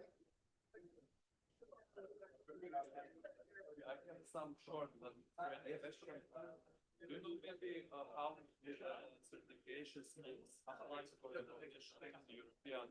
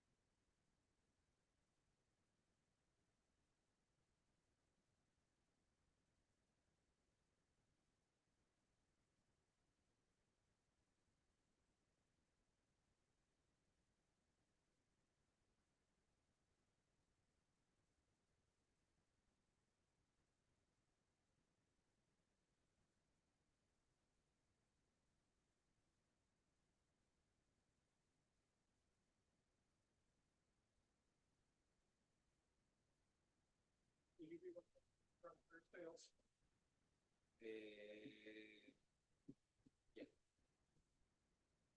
I'll be doing the moderator, so I'm just getting ready for my presentation. Tomorrow, no, but the day after tomorrow.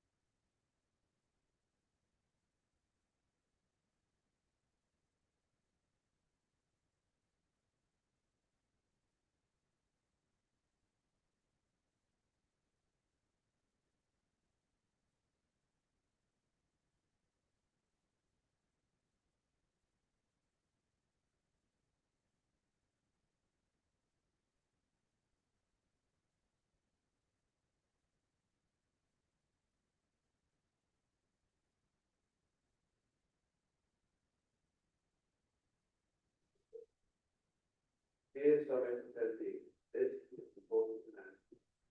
The next session will be starting in 5 minutes in the Jotto room. Please go to the Jotto room, take a seat. I repeat, the next session will be starting in 5 minutes in the Jotto room. Please go to the Jotto room, take a seat. Thank you.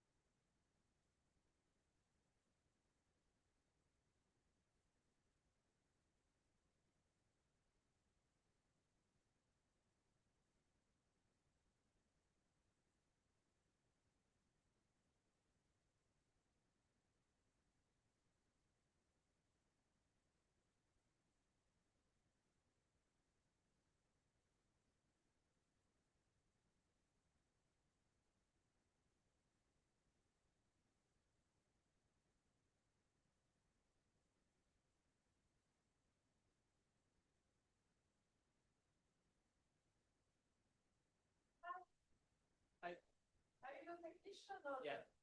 I just want to check that they have everything here that they need. Are there some PowerPoint presentation? They're all enjoying the sun. They don't care. No, they should be. Okay, that should be. Okay, here is the last paper. Yeah, because we are filming everything, if we need to use this, we have to move it more in the center. Okay, that. Ah, So, maybe we can tell the person who's gonna, can you tell the, well, I imagine the person will come soon. okay. Yeah. Dear summit attendees, this is an important announcement. The next session will be starting now in the Jotto room. Please go to the Jotto room now and take your seat. It's not Thank your you. responsibility, they should have been on time. So No, yeah, no. you just just, to but prepare just the room. ask them, yeah, but you should have been. No, because we can remove the 2 seats, this. As soon as someone comes that Yeah, is from the session, ask what you prefer. I'm sorry, I don't know. No, no, absolutely. I was just checking that they have enough paper. Okay. Thank you.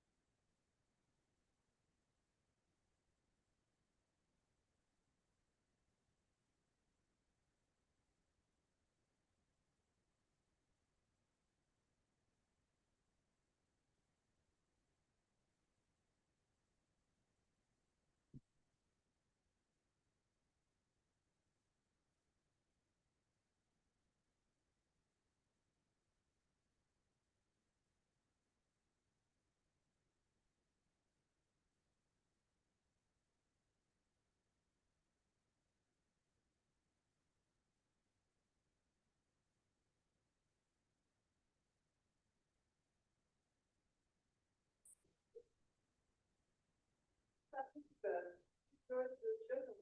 session may start. Thank you.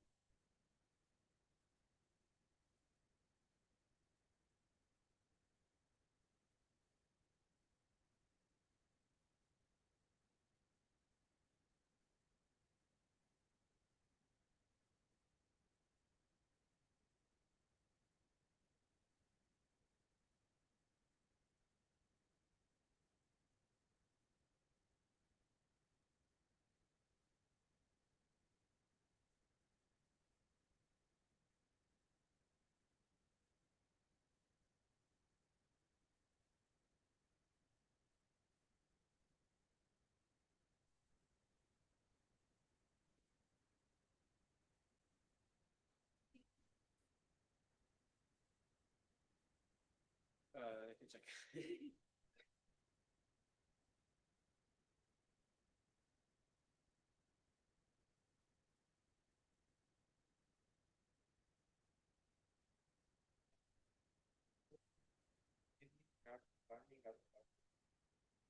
Great. Yeah.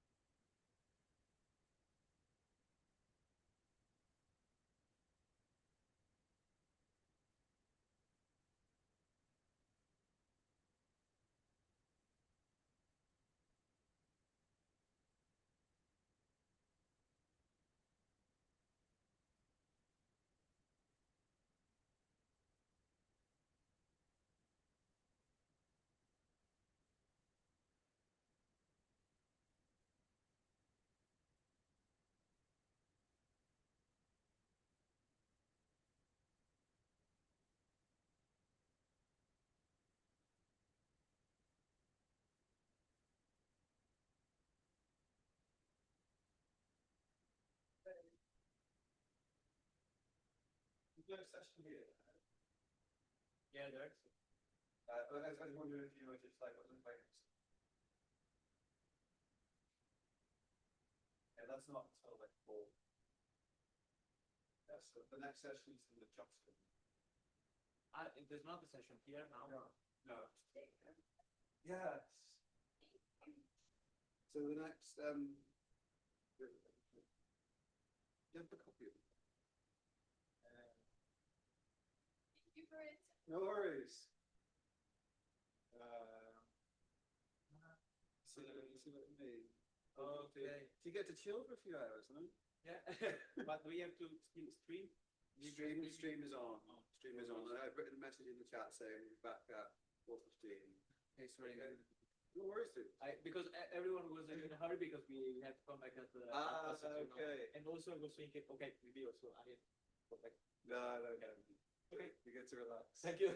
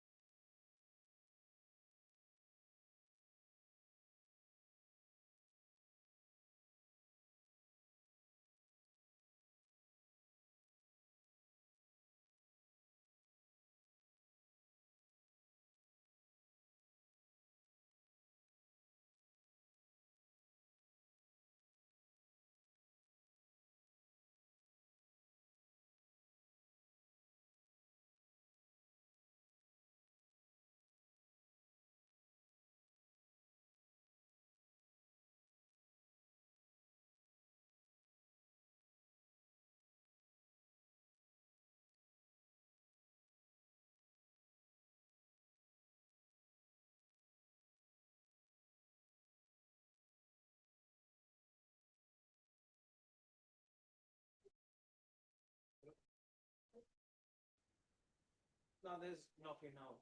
Nothing else, I can spell that back. Yeah.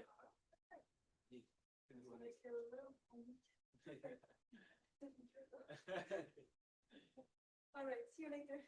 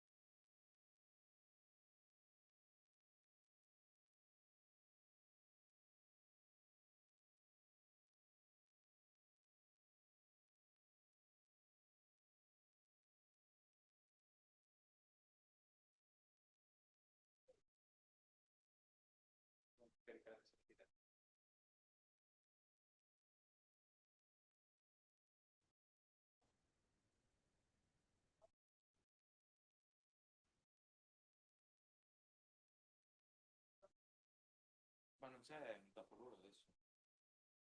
Tu vai sul link. No, ho qua. La, questo, welcome. Perché nessuno mi ha detto un cazzo della seconda sessione. No, vabbè, tu dopo generi poi niente più.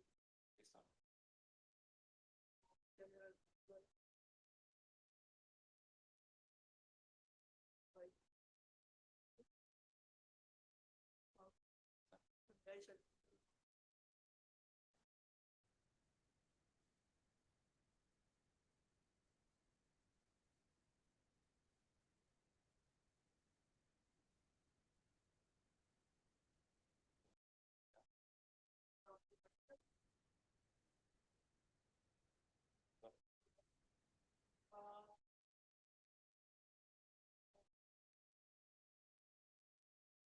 Conti, shift,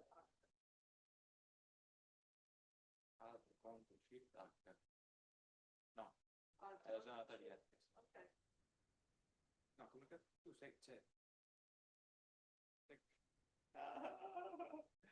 È che mi sono rifatto tardi, quindi non ho ancora detto.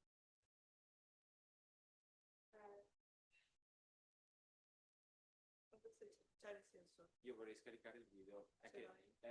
no, è che una diretta in corso. In che in corso? Eccolo. Sì.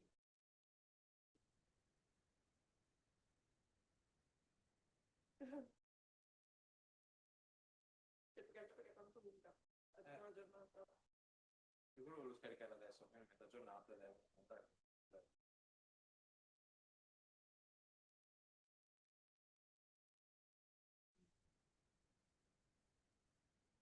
ho visto che c'è questo scaricare, scaricare. Quel link.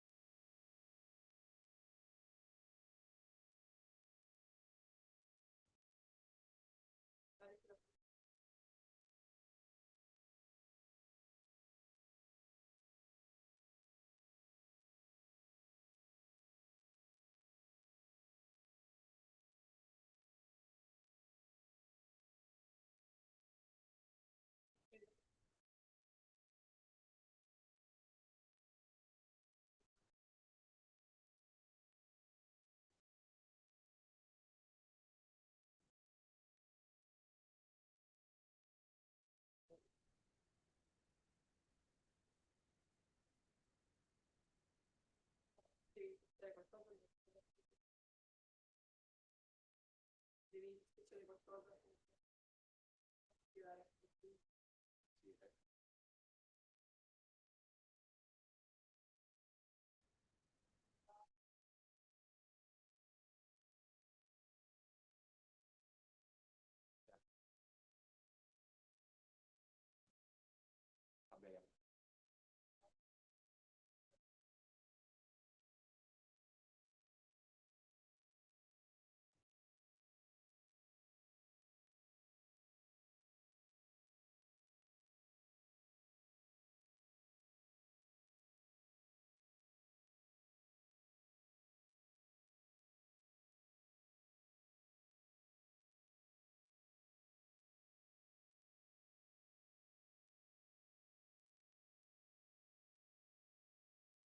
Fai devi tirare fuori.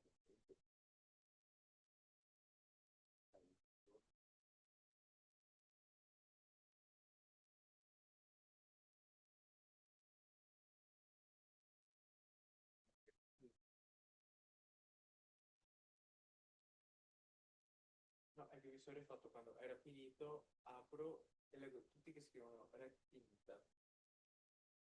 Ho detto, ah, ma anche le solette dove?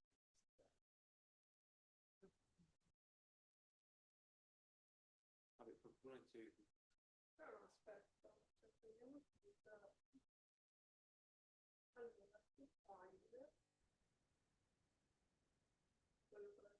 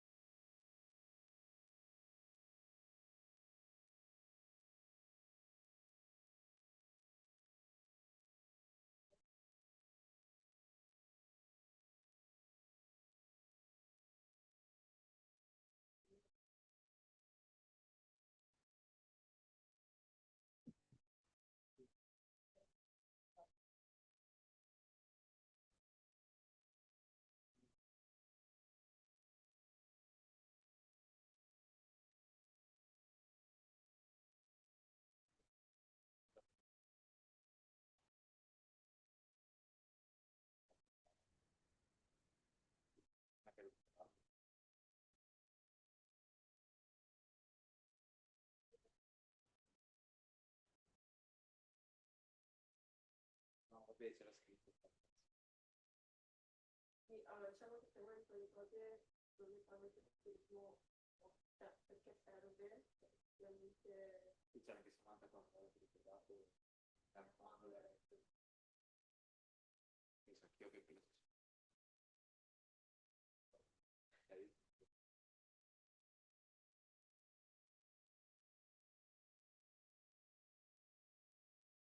dai, va bene.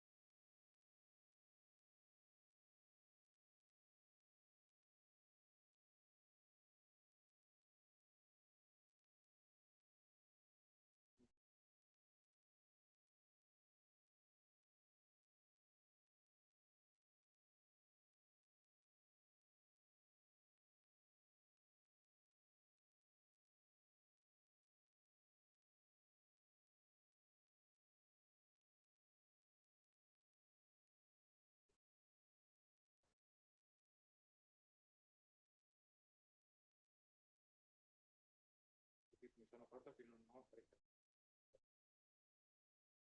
era carico la diretta YouTube e te lo mando tagliata a questa.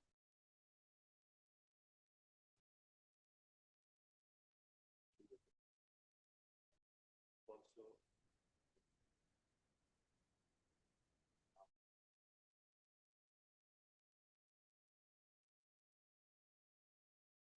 Dai, va bene. Fatto un chiamato. No! Ma alla fine hai risposto al discorso che dovevi parlare. Sì, sì, abbiamo parlato di fatto, fai una proposta dove questo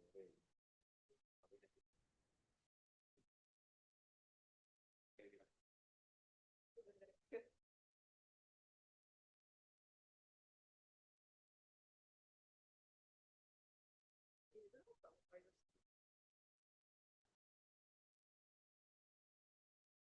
io adesso mi sotto una cantare su destra.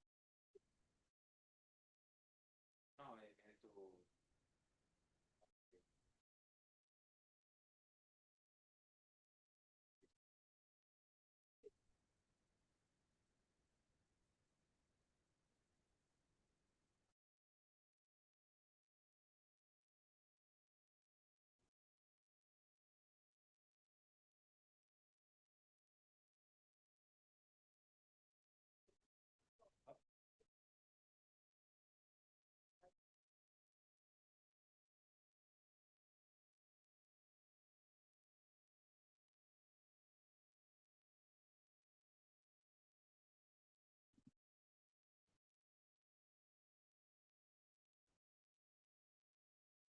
vabbè dai. Hai risposto? Allora, non diglielo subito a Samantha, perché lo prendere tutti. No, però era per dire Comunque qua comincia alle 4:15. vedere sta attento alla per capire se vi arrivano le Sì, cioè nel senso, vabbè, magari adesso dopo quello che fa. dopo quello che ho fatto. No, sono un quello. Mi sento troppo in colpa questa roba. Porca troia, che culo, perché sennò avevo cialato. Che sboccio si è andato bene. A dopo.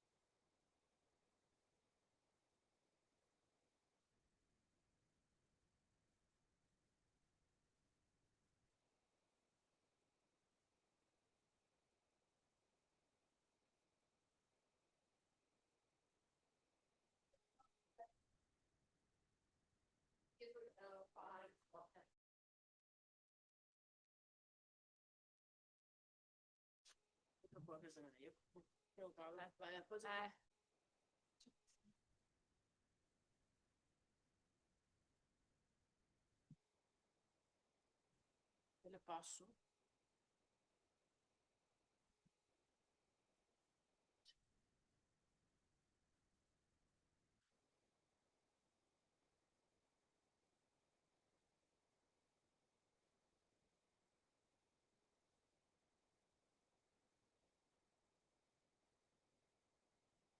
Sì, guarda. Secco superiore di aggiungere. Beh, ti dirò. Una possiamo aprircela. Tieni. Te la siamo tenuta. Cavolo, io starei molto più giù. Che quiete. Ma sì che puoi vedere bello. Allora.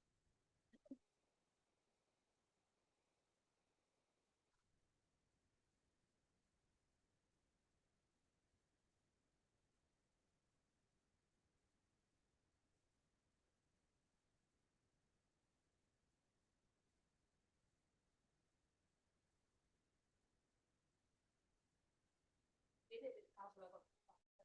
No, no. Quello che dopo per prenderli bisogna andare dietro e quello che sta. Glielo dico a Flo che li ho messi là e... Perché sennò qua il produtto ossida. Poi dobbiamo portarli da dietro. Se no dobbiamo lasciarli in fondo là. Dietro da quelle parte.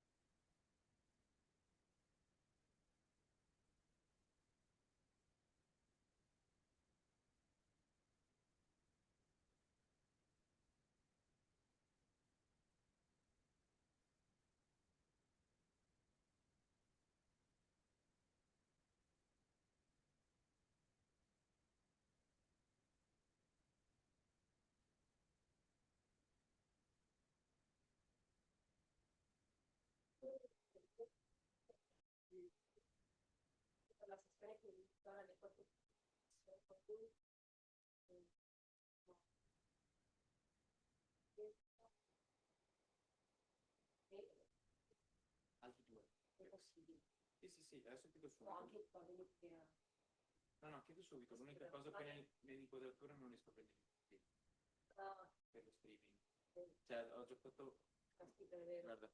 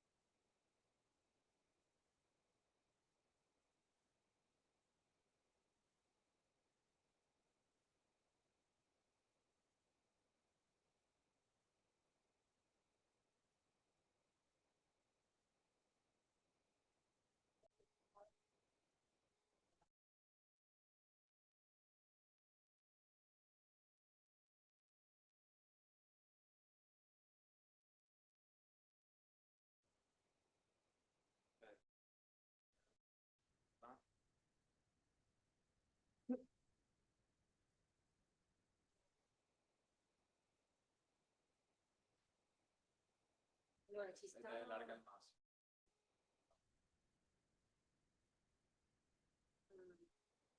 vabbè, comunque le sedie le mettiamo e dopo, vabbè,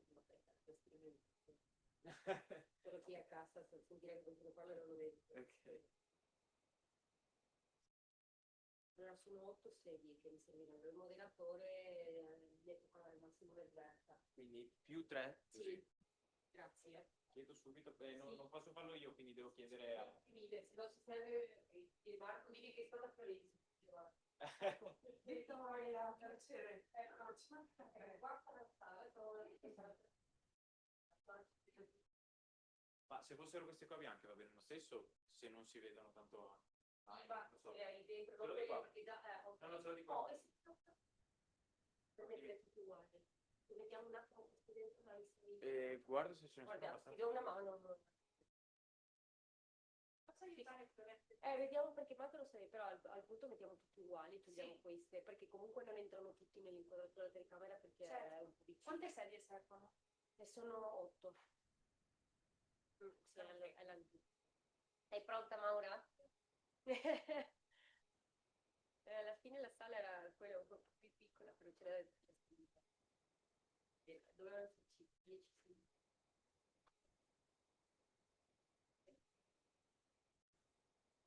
Non so fare quello che c'è.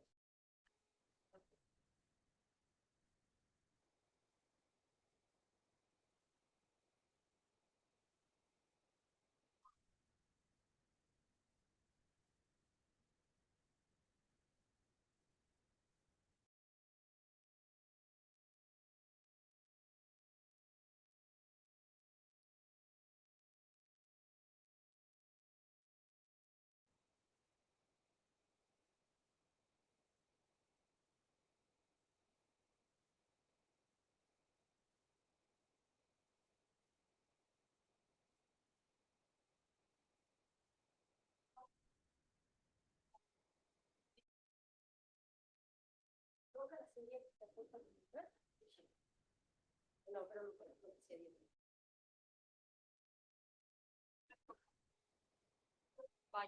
Vai dammi un'altra canzone.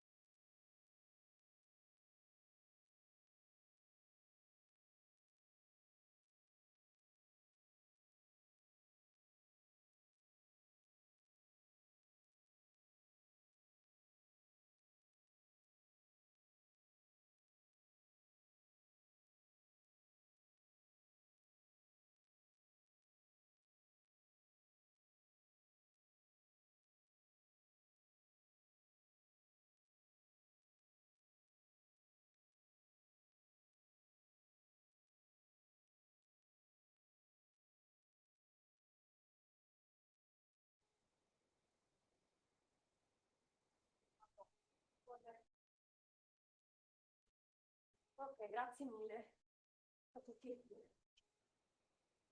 E il microfono c'è solo uno allora. Esatto. Per parlare, sì. Più questo, allora a questo punto questo lo sposterei. Vediamo che cosa arriva quando poi un piede. Esatto. O si tiene la sedia. Vediamo. Ah, ok, semmai aggiungiamo una sedia. Qua. La sessione prima hanno fatto così. Poi. E per cui no, provo a vedere adesso se riesco a prendere. No, perché prima, visto che ne sono così tanti, ci potete dare adesso, perché dipende loro invece. Vabbè. Facci. Vediamo quello è. La prossima volta ci toccheremo la sala grande. Potevamo anche stare però la grande che rimane tutta vuota. Con tutte le sessioni passate tutti, allora il banco. Dimmi, spende qualcosa. Io non Mauro Grandi e Farmer. Ok. E gli altri tutti in inglese. E serve però in via non solo lui che ha. Quindi io mi siedo vicino a Mauro Grandi e traduco. Tra l'altro in realtà di tutte le domande, grazie per aver già mandato. Quando rispondo. Io ho fatto anche un'incisione di quello che è trasferito anche come, nel senso che non si tenga un po' nella vediamo. Ma che proprio ce l'ho. Guarda, questa è l'inquadratura. Ah, beh, dai, non dai. Perché se togliamo una serie che Andrea rimane in piedi, ci sono tutti. Se vogliamo non prendere il modellatore, capito, riesco a fare così. No, ma per filo perché va bene. No, magari che siedo io l'ultima appena. Vediamo. Proprio questo. Quello Mauro. Tutte le altre. Quindi faccio piuttosto così. Sì, quindi io sono Comunque il modellatore non riesco a prendere. Vediamo se lo spostiamo un po', però comunque c'è una serie in più per il modellatore che io. Ah, ok.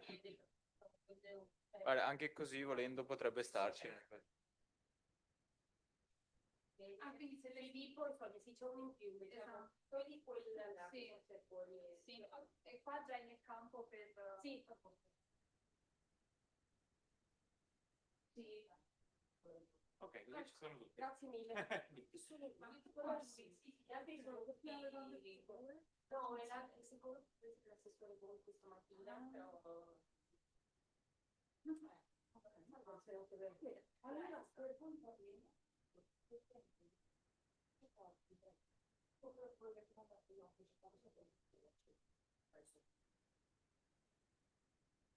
Ah, beh, sì, sicuramente per l'italiano, sì.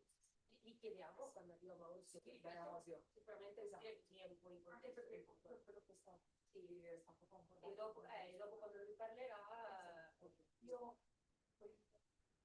ero già accordato, ce l'ho qua. Sì, infatti, sicuramente sarà quello, però mi aggiungo qualcosa di diverso per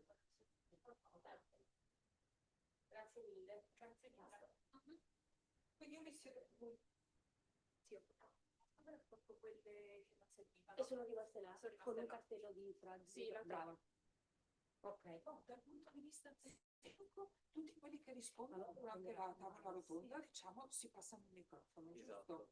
Quindi quando ci sarà la persona che risponde in italiano, vi risponde in italiano al microfono e poi io faccio la consecutiva. Magari se Bene, no, stiamo vicini per forza perché io tutto il resto del tempo gli chiederò se vuole la traduzione. In ogni caso gli chiedo di mettersi al penultimo posto, così io mi metto qui all'ultima sedia e poi anche organizzare le riprese in modo tale che non venga ripresa.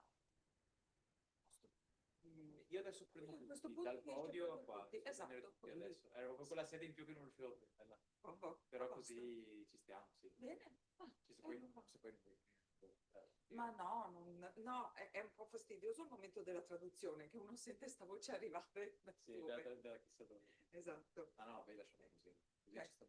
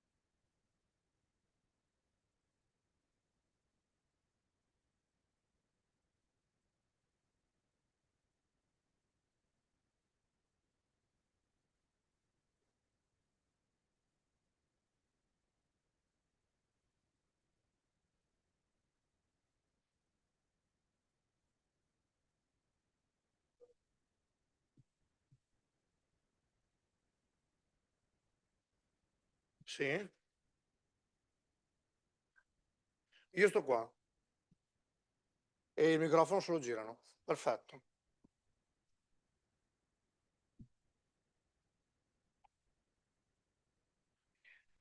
Io sto giù, prima di...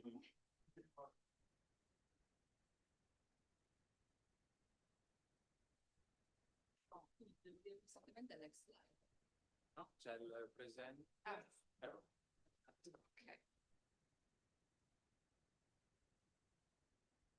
No, l'unica cosa, non so se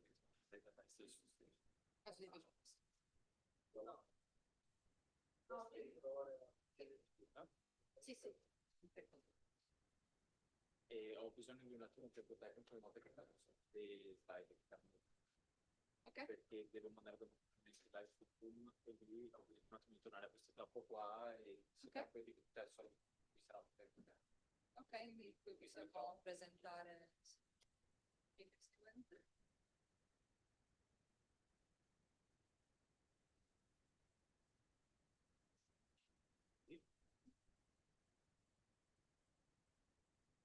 Iniziamo con la subsoils o quella di Michele, poi sui panni che presentati, la voce geometrica di Michele. Quindi queste cose mi stanno questa voce avanti.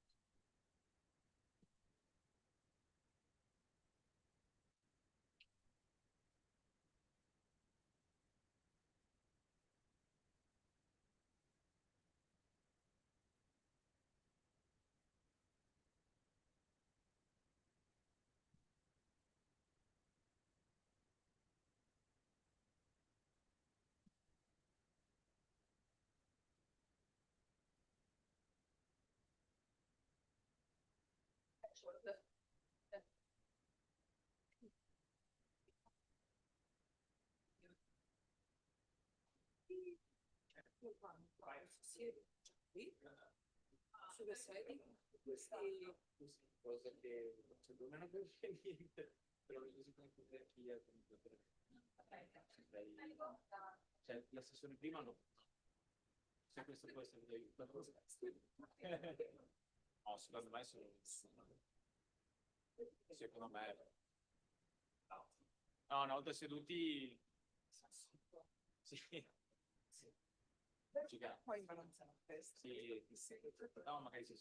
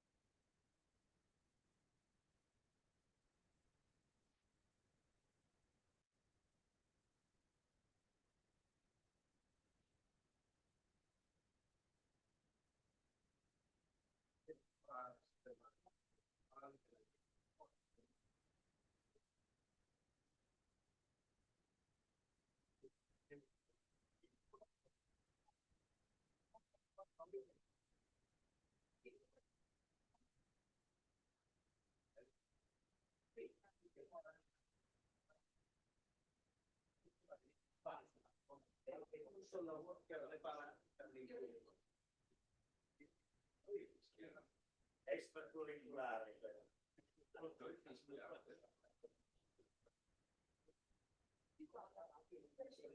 La ricerca privata. La ricerca privata. Quello che si parla di tutti questi anni senza dire.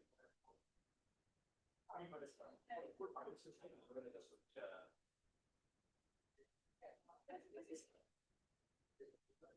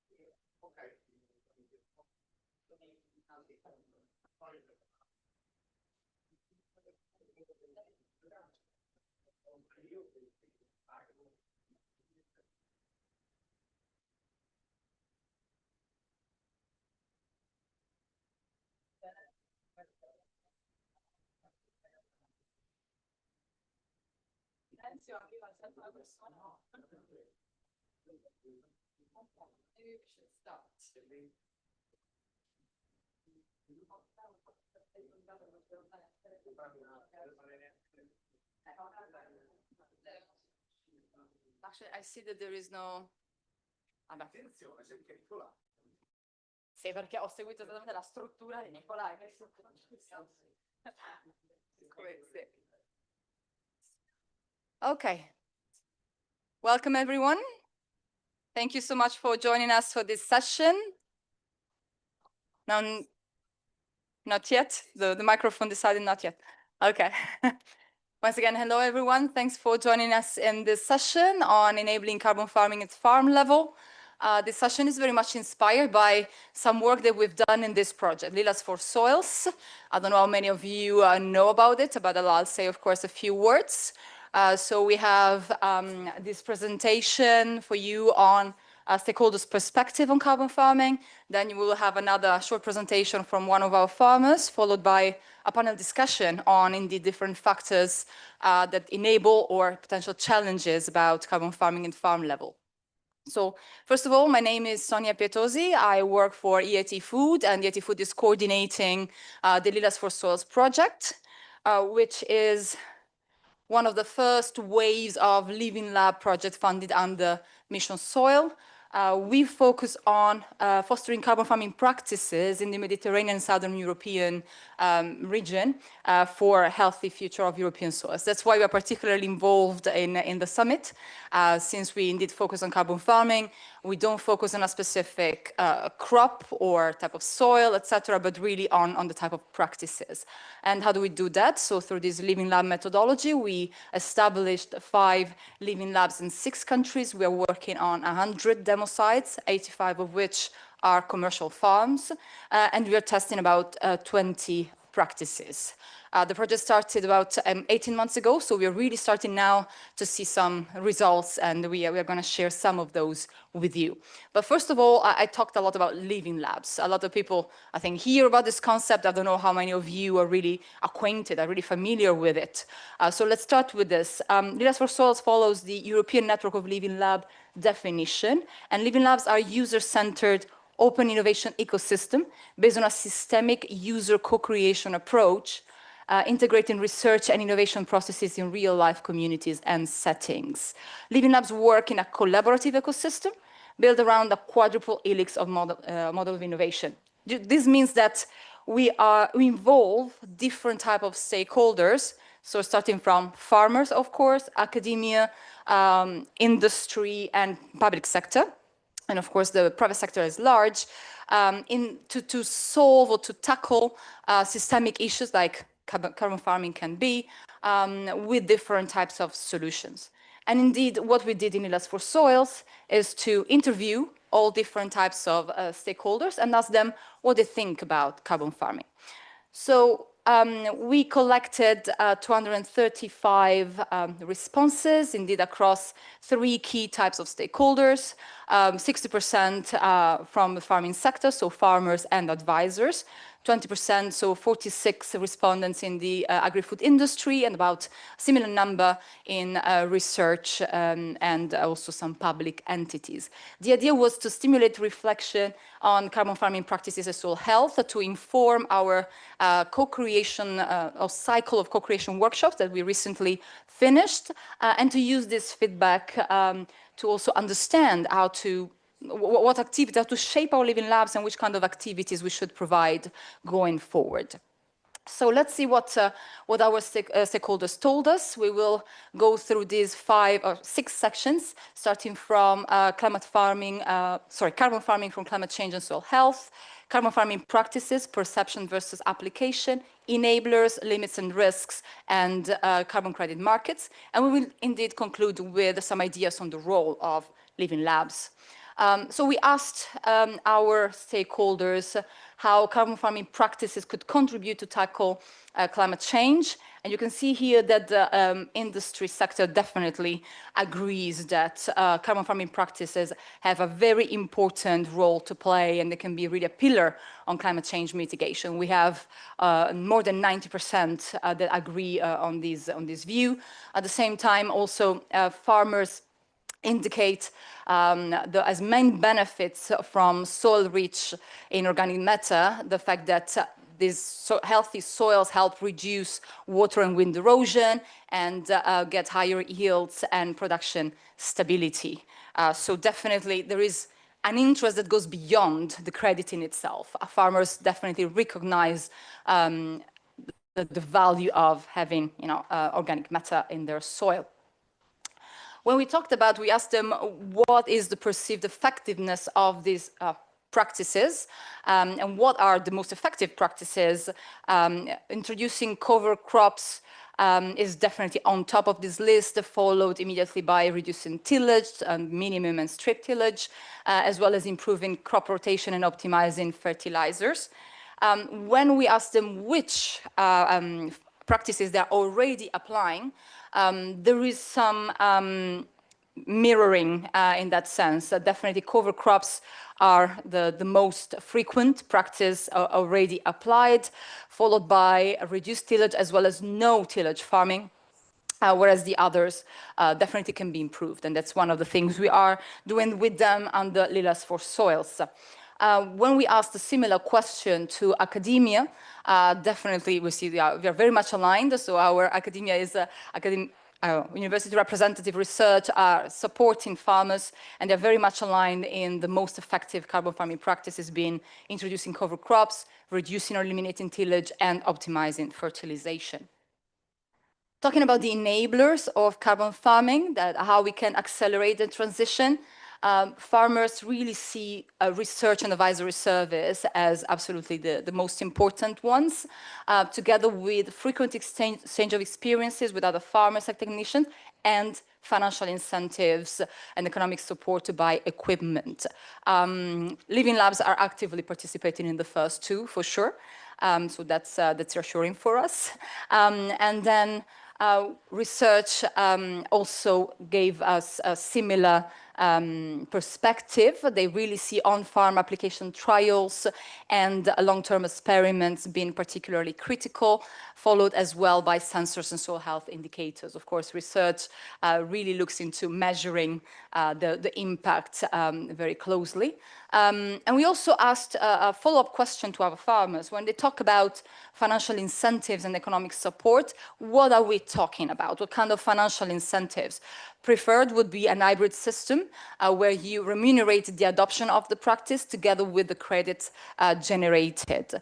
This followed by a premium price for products grown with carbon farming, as well as payment by result.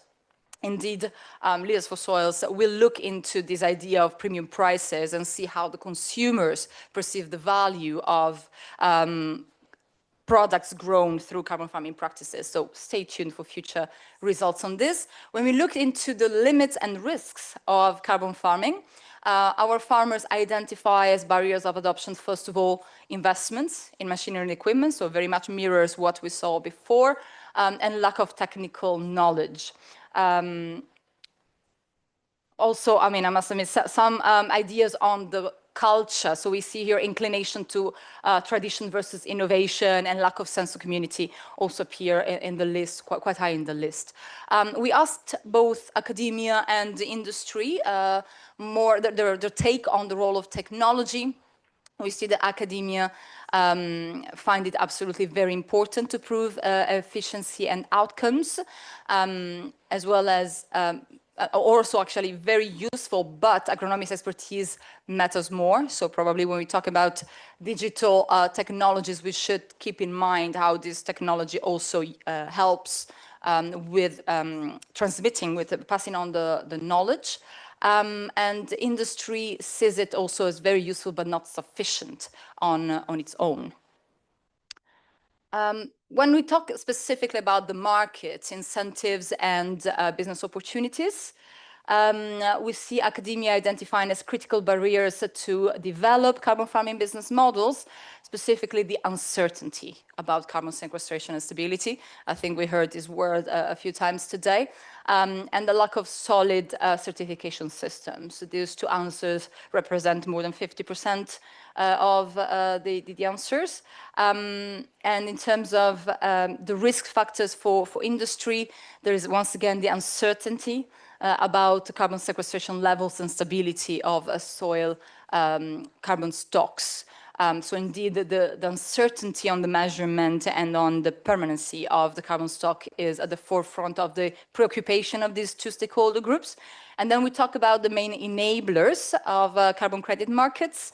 Here we see the preoccupation of industry is around avoiding credits replacing direct emission reduction and ensure strict criteria for additionality and transparency. Yes, and I see as well, this should be the reducing project implementation costs as well. When we asked the farmers, we went a bit more in depth with them about the incentives and business opportunities, inquiring specifically on 3 potential incentives. One is voluntary commercial agreements between agri-food sector and farmers. The other one is rural development plans to support collaboration in the value chain and these emission trade systems or carbon tax. You can see that indeed the idea of having rural development plans and to support collaboration in the value chain is a preferred option, followed by these voluntary commercial agreements. So there is still a value chain approach very much valued by the farmers. Similar question for industry and research. And in both cases, this idea of rural development plans is very much valued, as well as promoting supply chain agreements. So we do see that our stakeholders are very much in line on these points. And finally, on the role of living labs, as I was saying before, the idea of a living lab is really to bring all these different stakeholders around the same table to solve more of a systemic issue like carbon farming can be.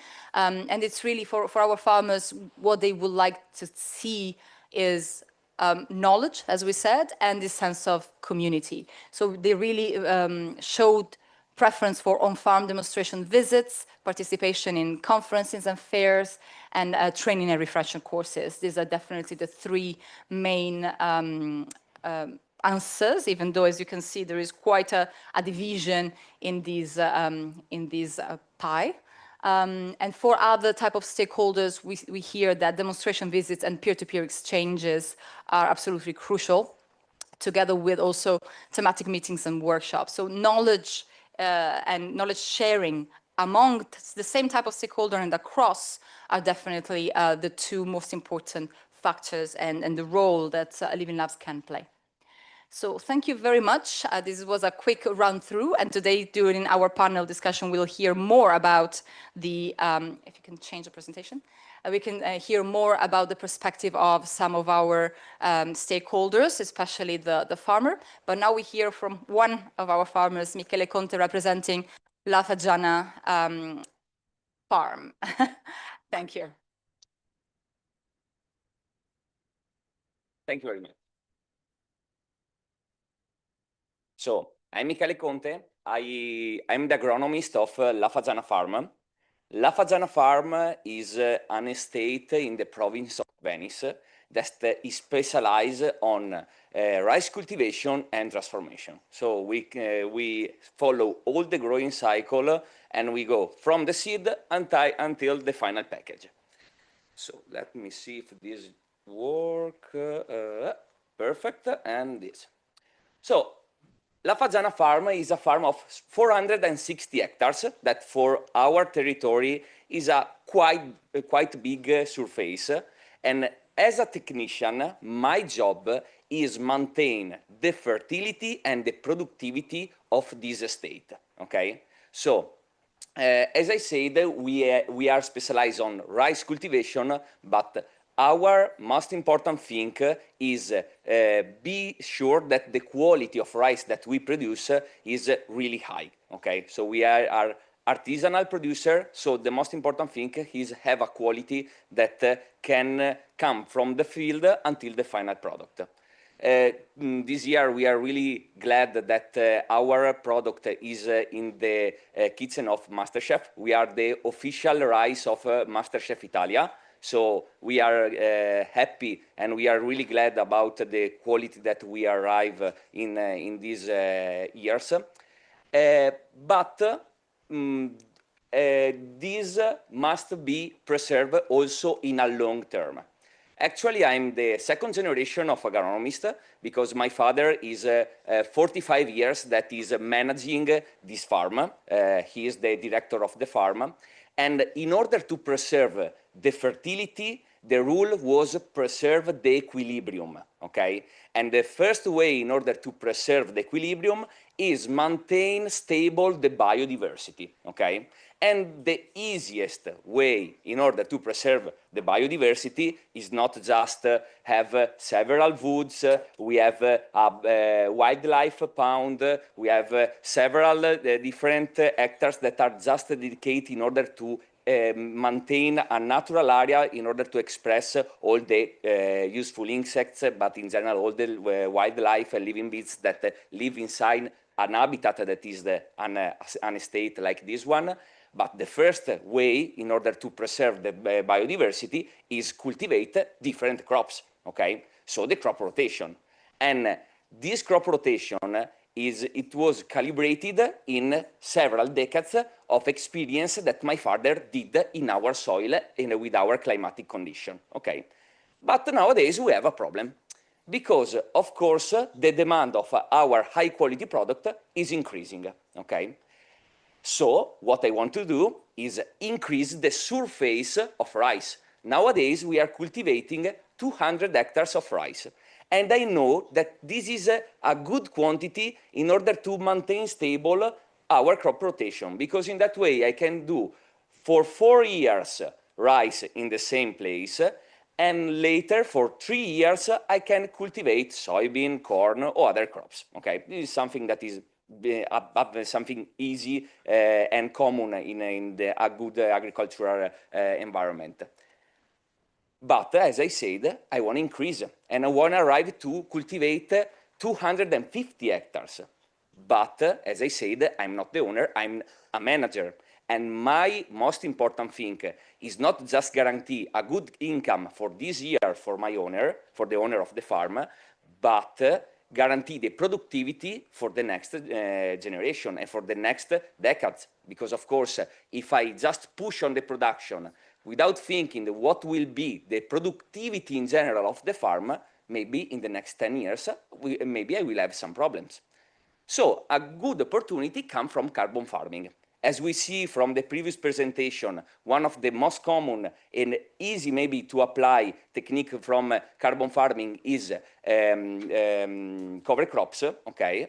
So we wanted to try to use cover crops between the 2 cycles of rice. So during the winter, cultivate a cover crop in order to increase the fertility and help in that way the equilibrium inside the farm. But we have a problem because this is a field 10 days before the harvest, and this field, for the 5 months of the growing cycle, was covered with a layer of 10 centimeters of water.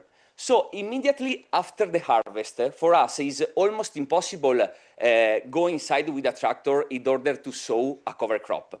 But but nowadays we have a new technology that allow us to, exactly in this moment, I'm sorry that is not going in a good way, the video, but it's interesting that now we have this technology that are agricultural drones. This is DJI Agras T50 that is able to carry 50 kilos of seeds for each fly, that fly above the rice 10 days before the harvest. The seeds have 10 days in order to start the germination, and when we harvest the rice, that is at the end of September, the cover crop is already in order to start to grow during the winter, and now that is the beginning of the spring is with this scythe, okay? Of course, I have another month before the sow, so I hope that it will arrive at this site. But if we consider what is a cover crop, it's just a plant that is growing in a period where I'm not growing my principal and main crop, and at the end, in order to grow, is making photosynthesis. Now I want to do something that maybe for somebody, especially for the professor, will be too easy, a simplification about what is photosynthesis. But if you think in general about photosynthesis, you have light, you have water, okay? The light broke the water in oxygen and nitrogen. Hydrogen will fix CO2, okay, carbon dioxide. And from that, I will obtain sugar, starch, fibers, and all these elements that compose my plant will go in the soil. And if I'm lucky, if I manage in a really, really well way my soil, this will become humus. And humus is the most important thing in order to keep the fertility of my soil. It's more important to have a high content in humus and also organic matter than have a high content of nutrients in my soil, okay? This is really fundamental. So what I mean when I say that my father take care about the fertility, it means that with his crop rotation, what he measure is the organic compound of our soil in order to say, okay, stable, okay, I'm doing a good job. So what carbon farming can do for me, and what is the most important thing that I want to have from these new techniques is be able to increase the productivity of my farm, so increase the quantity of rice that I can produce without lose the quality. And the quality at the end comes from the fertility of my soil. So thanks to this technique, of course, in the future we will analyze what is the quantity of carbon credits that I will produce. But to me, the most important thing is that I can say to the owner of the estate, okay, we can increase the production without lose the productivity of your estate, okay? So thank you for your attention. I hope that I didn't be too fast, but we will be able to go deeper in the argument also during the panel test. Thank you. Please, Michele. Thank you very much. And now over to Dr. Andrea Fiorini, that is a researcher at the Università Cattolica del Sacro Cuore di Piacenza, as well as our leader of Share Innovation Lab, the Italian Living Lab on Lead for Soils. Thank you. Yeah, thank you. Thank you, Sonia, for the interaction. So today we are here to hear from farmers, basically. So what we talk about carbon farming, usually the discussion often focuses on philosophy, frameworks, methodologies in carbon markets. But in reality, the success of carbon farming will depend at the end on something much more practical, as Michele already took advance from. So whether farmers decide that these practices make sense on their own farm. This session is to bring that perspective to the center. We have farmers with very different experiences, from early adopters to pioneers of conservation agriculture, together with representatives from technology and farmers' organization. So I would like to introduce the panel, asking panelists to come here and sitting in the front. So I will start introducing from my left side. So Michele Conte already introduced himself. Then we have Maura Avellone, Sustainability Specialist of X-Farm Technologies, a digital platform supporting farm management and sustainability monitoring. Then we have Pietro Baldrighi from ANGA, Confagricoltura. Pietro is a farmer, is a young farmer with a dairy cattle farm, but he represents the carbon farming hub of ANGA Confagricoltura, the association of young farmers within Confagricoltura itself. And then we have Filippo Gherardi, which is a farmer and a farmer contractor involved in a EU soil mission project, the Climate Farm Demo project, and works closely with several farms implementing carbon farming practices around. And then we have Mauro Grandi, who is a farmer at the Azienda Agricola Asterias and a long-time practitioner of conservation agriculture. So the idea is to start literally from the ground. So what works on the ground? I will start with Filippo. Filippo and Mauro will be translating their responses. So Filippo, could you briefly introduce yourself and your work in relation to carbon farming? From your experience, which practices seem to work best in real farming condition, and what concrete benefits are you seeing? Here again, we would like to hear from experience, concrete action, no more philosophy here. Thank you. Buon pomeriggio a tutti.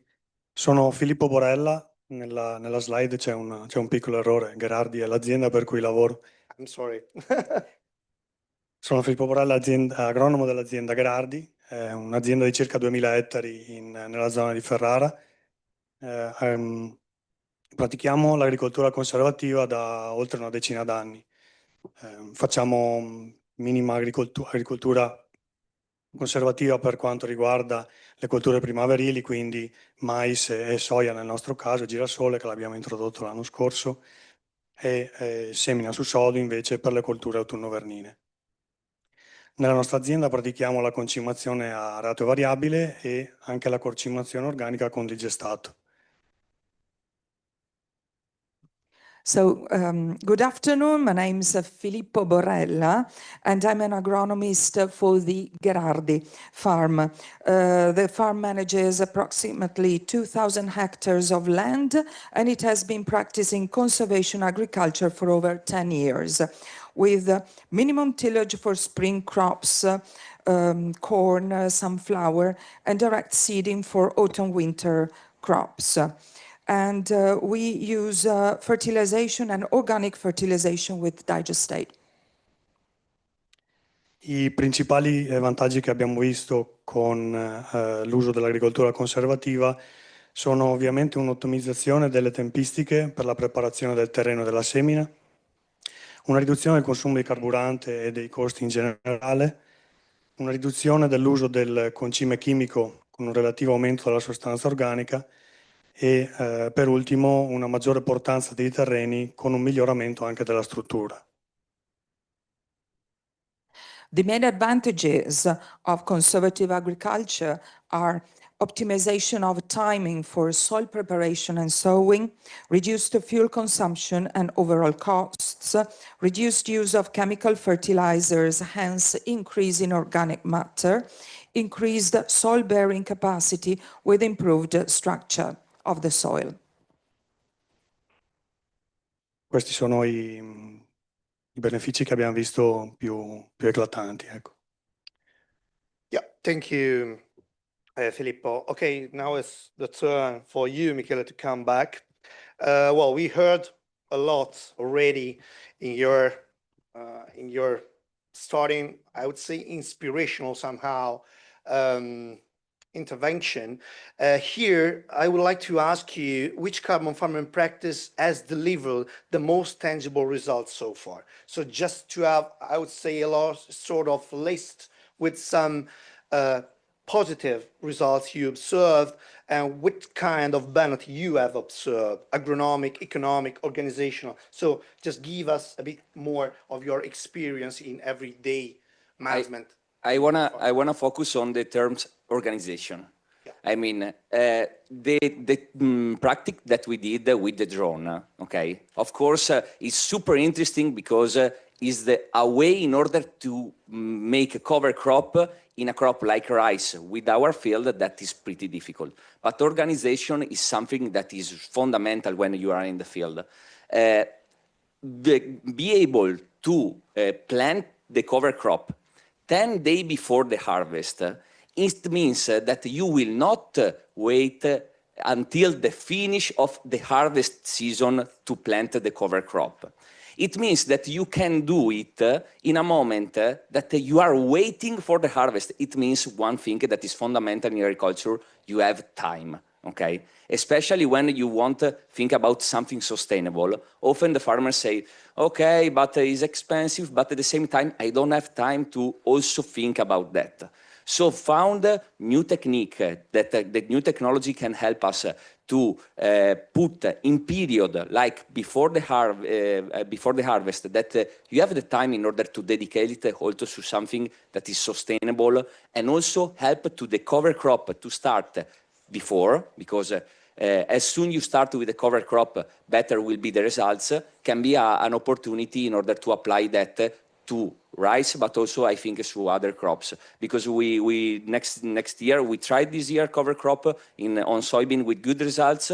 Next year I want to try to sow that with drone, especially because in order to plant 10 hectares of cover crop on rice, I dedicate just 2 hours. So it's super fast. The drone fly really fast.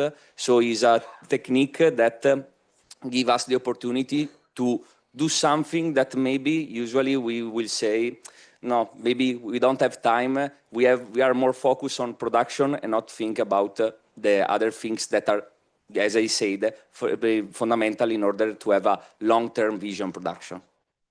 Okay, thank you. So from, I would say, early adopter of cover crops here, we move to the end of our panelist list to Mauro Grandi. Mauro, your experience with conservation agriculture and no-till practices goes back more than 2 decades. From this long-term perspective, which practices have proven most effective in improving soil health and resilience over time? Buongiorno a tutti. Sono un coltivatore di colture erbacee in provincia di Pavia e pratichiamo no-till dal 1997. Diciamo che abbiamo scelto il no-till un po' per sfida e un po' perché avevamo necessità di ridurre drasticamente le lavorazioni per un continuo degrado di quello che erano i suoli, che nel tempo diventavano sempre meno produttivi e più difficili da lavorare. All'inizio, diciamo, abbiamo avuto un approccio marginale con le cover crop, solo negli ultimi anni le abbiamo introdotte in modo, direi, continuativo e diciamo che nell'ottica del medio periodo, dopo un periodo di transizione di alcuni anni, abbiamo visto un continuo miglioramento sia della biologia del suolo, ma anche di quella che è la strutturazione del suolo, la struttura del suolo e le caratteristiche fisico-chimiche del suolo. Noi pratichiamo no-till continuativo e facciamo rotazione, che abbiamo visto è la base comunque per ottenere i migliori risultati e anche in un tempo più breve. Sicuramente tecniche che avevamo approcciato prima della non lavorazione, quali la minima lavorazione, davano sicuramente un risultato pratico quanto alla velocità di esecuzione, quanto al risparmio di carburante positivo, ma non davano i risultati più tangibili sia dal punto di vista produttivo che dal punto di vista proprio biologico del suolo. Good afternoon. I'm a herbaceous crop farmer, and we've been practicing no-till since 1997. We decided to adopt this practice in order to meet the challenges that came because of the degradation of the soil in my farm. At first, the approach was limited. And recently, instead, we've been applying no-till on a continuous basis. After a transition period, we have witnessed an improvement in the structure of the soil. Therefore, as I told you, we are doing no-till practice on a continuous basis plus rotation of crops in order to get good results in a short time. In the past, we adopted minimum till practice, which yielded good results, especially in terms of saving on fuel, for example, but the results were not so tangible as they are now with no-till approach. Thank you, Mauro. So let's move to Pietro. And Pietro, I know you have you're farmers, so you have experience for carbon farming, let's say, so conservation, agriculture practices, but here you are today here, you are to represent the young farmers of Confagricoltura. So Pietro, could you briefly introduce your role and your perspective in the carbon farming space? And from the point of view of young farmers you are called to represent today, what makes carbon farming attractive today? Is that an attractive choice?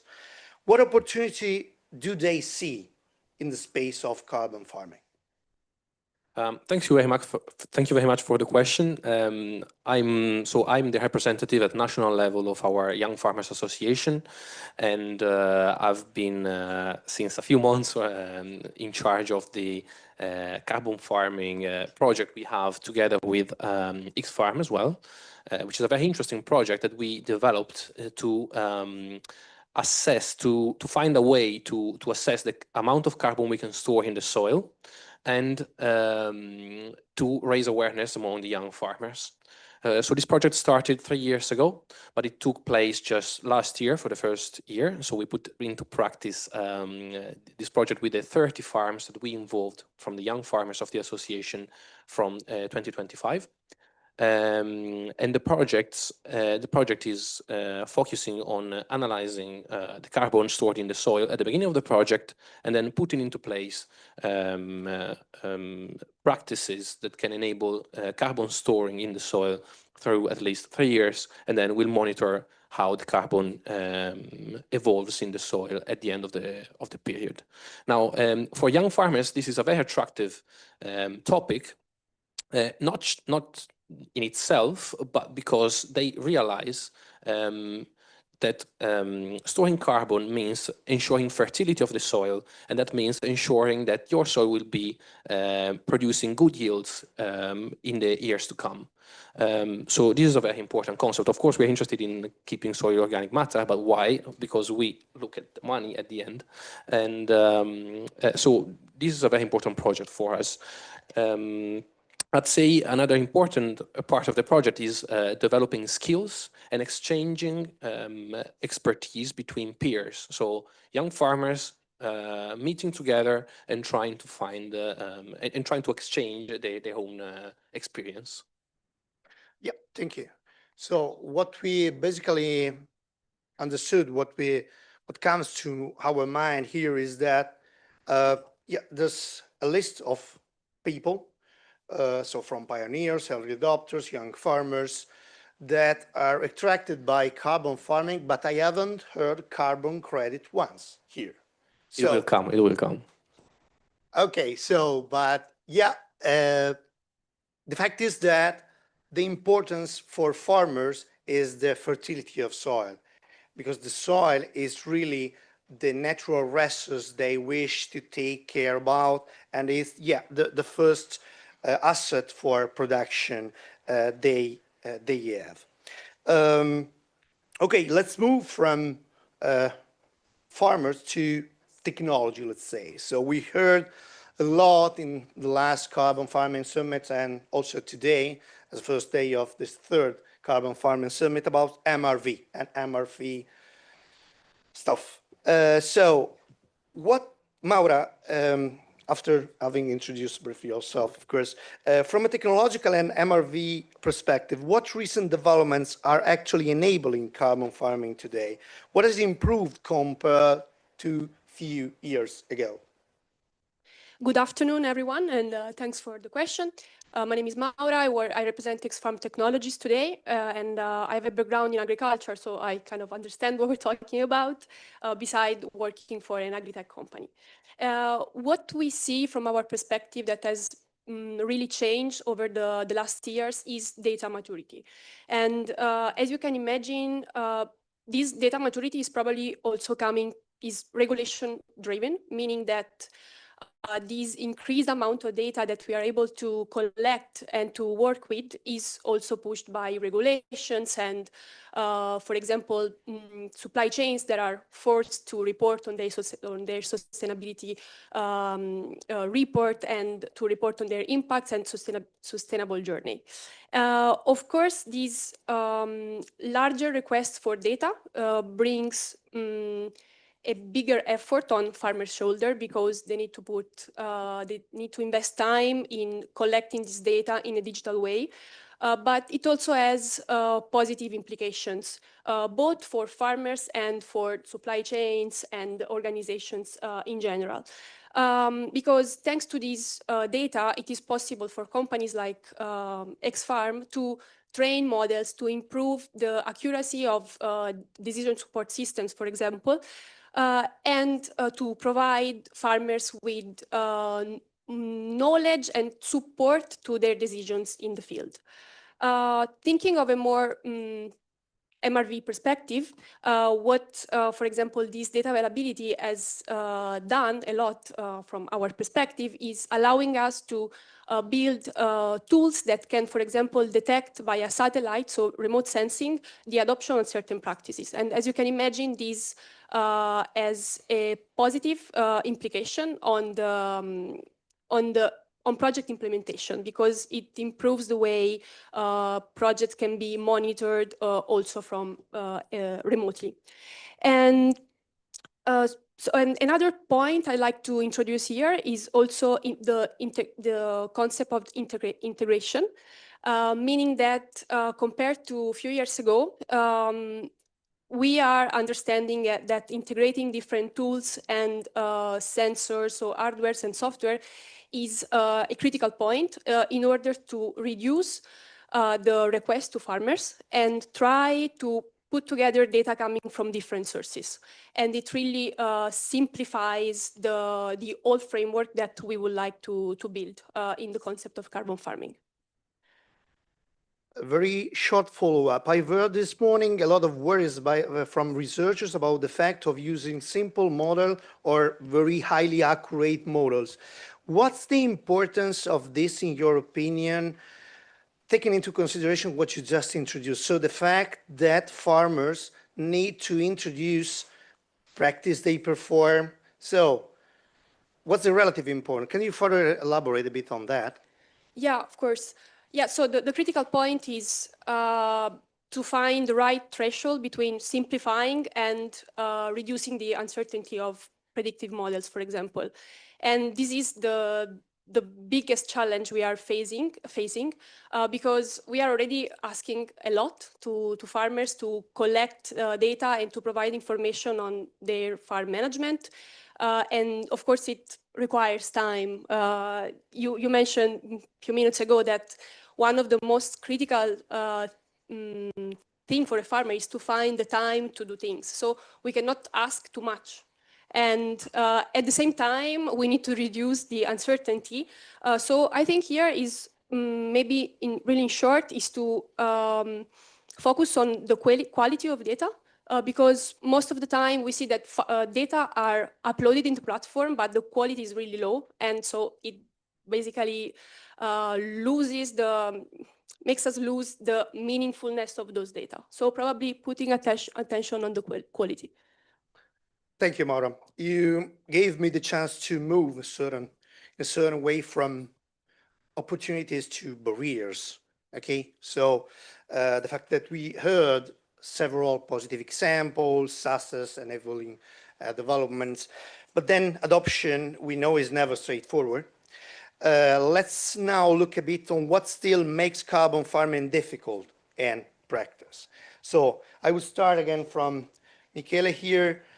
From a farm management perspective, what are the main trade-offs you have to face when adopting carbon farming practices?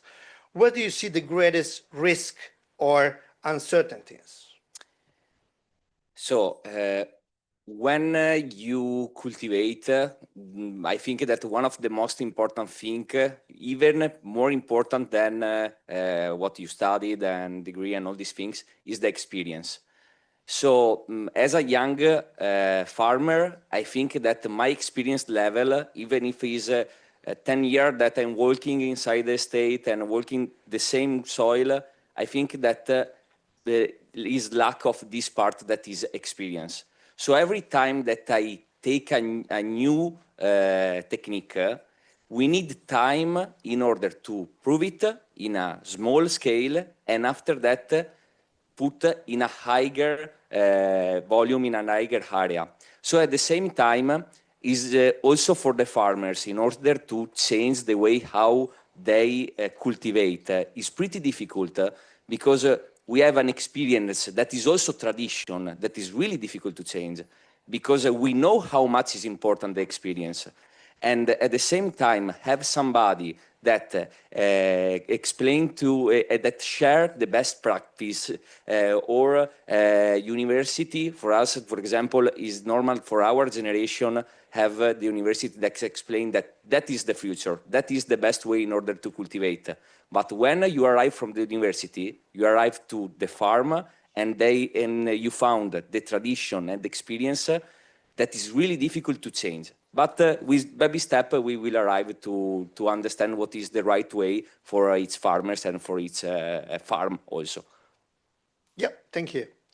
So I will go again to the last side of the panel, to Mauro.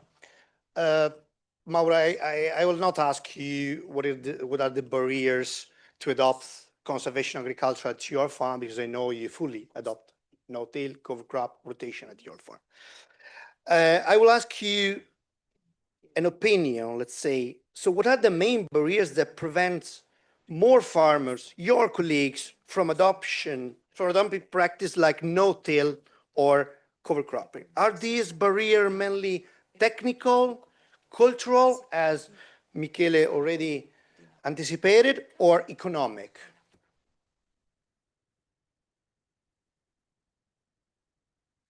Ma diciamo che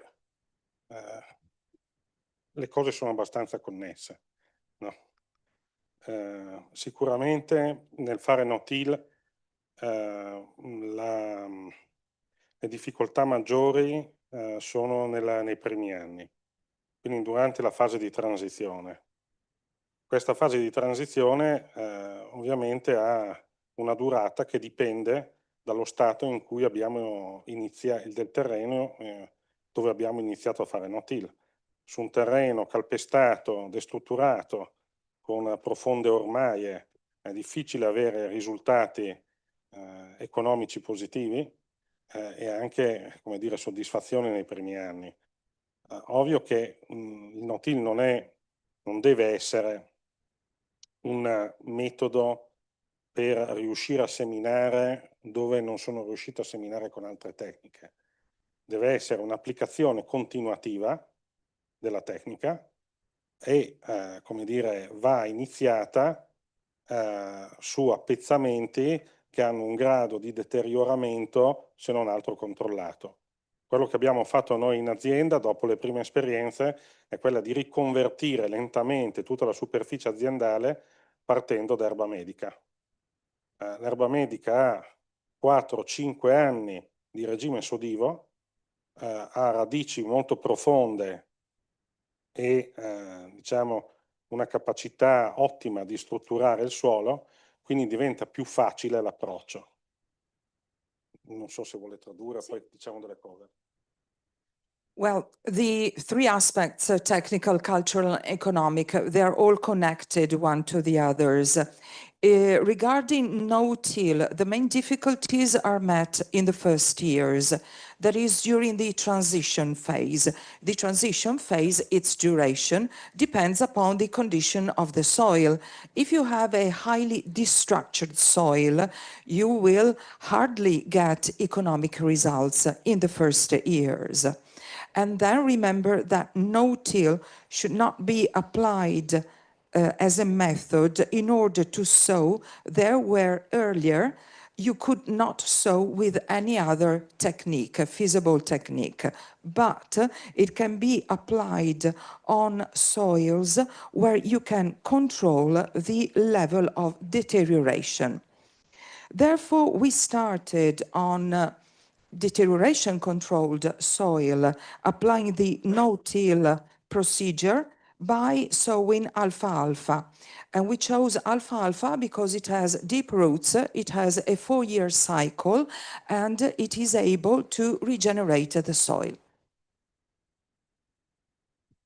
Per quanto riguarda le culture di copertura, ovvio che come dire, danno un supporto essenziale sia nell'accompagnare il no-till nei primi anni, sia nel stabilizzare i risultati e come dire, migliorare continuamente quella che è la fertilità biologica del suolo.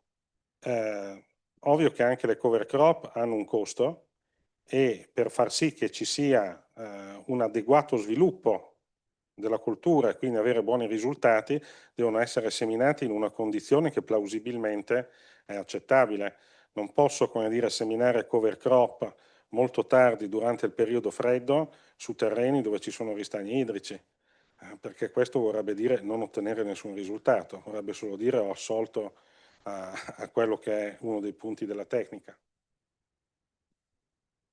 Regarding cover crops, they can support farmers when applying no-till procedure, when wishing to stabilize the results over time, and when wishing to improve soil fertility. Of course, cover crops have their cost, and therefore they must be sown when the condition of the soil are acceptable. For example, it is not cost effective if you see the cover crops in the cold season on soils where you have stagnating water. Un altro vincolo che ho trovato, e sicuramente gli agricoltori oggi devono affrontare è il fatto di non avere sul mercato spesso delle attrezzature, in particolare per il no-till parlo di seminatrici, che veramente riescono a seminare in una condizione di non lavorazione. Spesso sono degli aggiustamenti commerciali di macchine, di modelli che sono nati per la minima lavorazione o addirittura per la semina su terreno lavorato, che vengono venduti come una soluzione per il no-till. E questo purtroppo dà risultati sempre pessimi. There's another limit to cover crops and no-till. On the market, there is no equipment, mostly seeding machines. Often the seeding machines you find on the market are adaptation of models designed for minimum tillage or tilled soil, and they yield no results. Thank you. So thanks, Mauro. You also introduced a topic I would like to touch somehow. So machineries, availability of machineries. I would go to Filippo right now.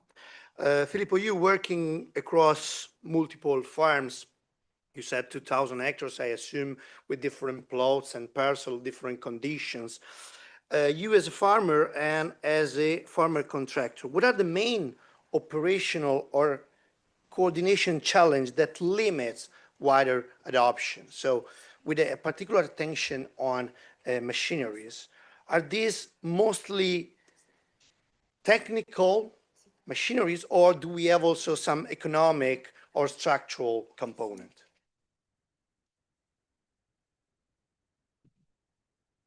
Allora, quando si ha a che fare con molti ettari e con il territorio italiano che è molto delocalizzato, noi per l'azienda per cui lavoro abbiamo un campo che dista 40 km dall'altro. Quindi abbiamo l'interazione con più aziende, lavoriamo con degli impianti di biogas e che hanno tempi che si staccano qualche volta dall'agronomia e vanno verso l'industria. Bisogna cercare di effettuare le operazioni con le tempistiche adatte. Questa cosa è sempre molto difficile. Per far questo, ovviamente, bisogna avere le attrezzature adatte e anche un personale preparato, cosa fra parentesi che negli ultimi tempi è sempre più difficile. Cerchiamo di usare la tecnologia nel modo più alto possibile che si possa fare con i sistemi che ci sono in commercio adesso. Le nostre attrezzature sono tutte dotate di GPS e di sistemi di agricoltura di precisione. Utilizziamo software per il monitoraggio delle colture, utilizziamo software che diano degli alert per i trattamenti, per le irrigazioni e per le semine. Cerchiamo insomma di fare non come si è sempre fatto, ma quando si deve fare, ecco. We manage many hectares and the Italian territory is highly delocalized. Just to make an example, some plots of land within the same farm are 40 kilometers apart. And some farms we work with are actual agricultural farms, others are biogas plants, others are more in the agri-food sector than in the agricultural sector. So we have several challenges to face. Therefore, we need to have the right equipment for every single situation, and we need to have trained staff. We also need to have technology. We apply several systems that are to be found on the market. For example, all our equipment is equipped with GPS. We apply precision agriculture with crop monitoring software, alerts to plan treatments, irrigation, and seeding. So we try not to work as we always used to do, but adapt to new trends and technologies. Okay, thank you.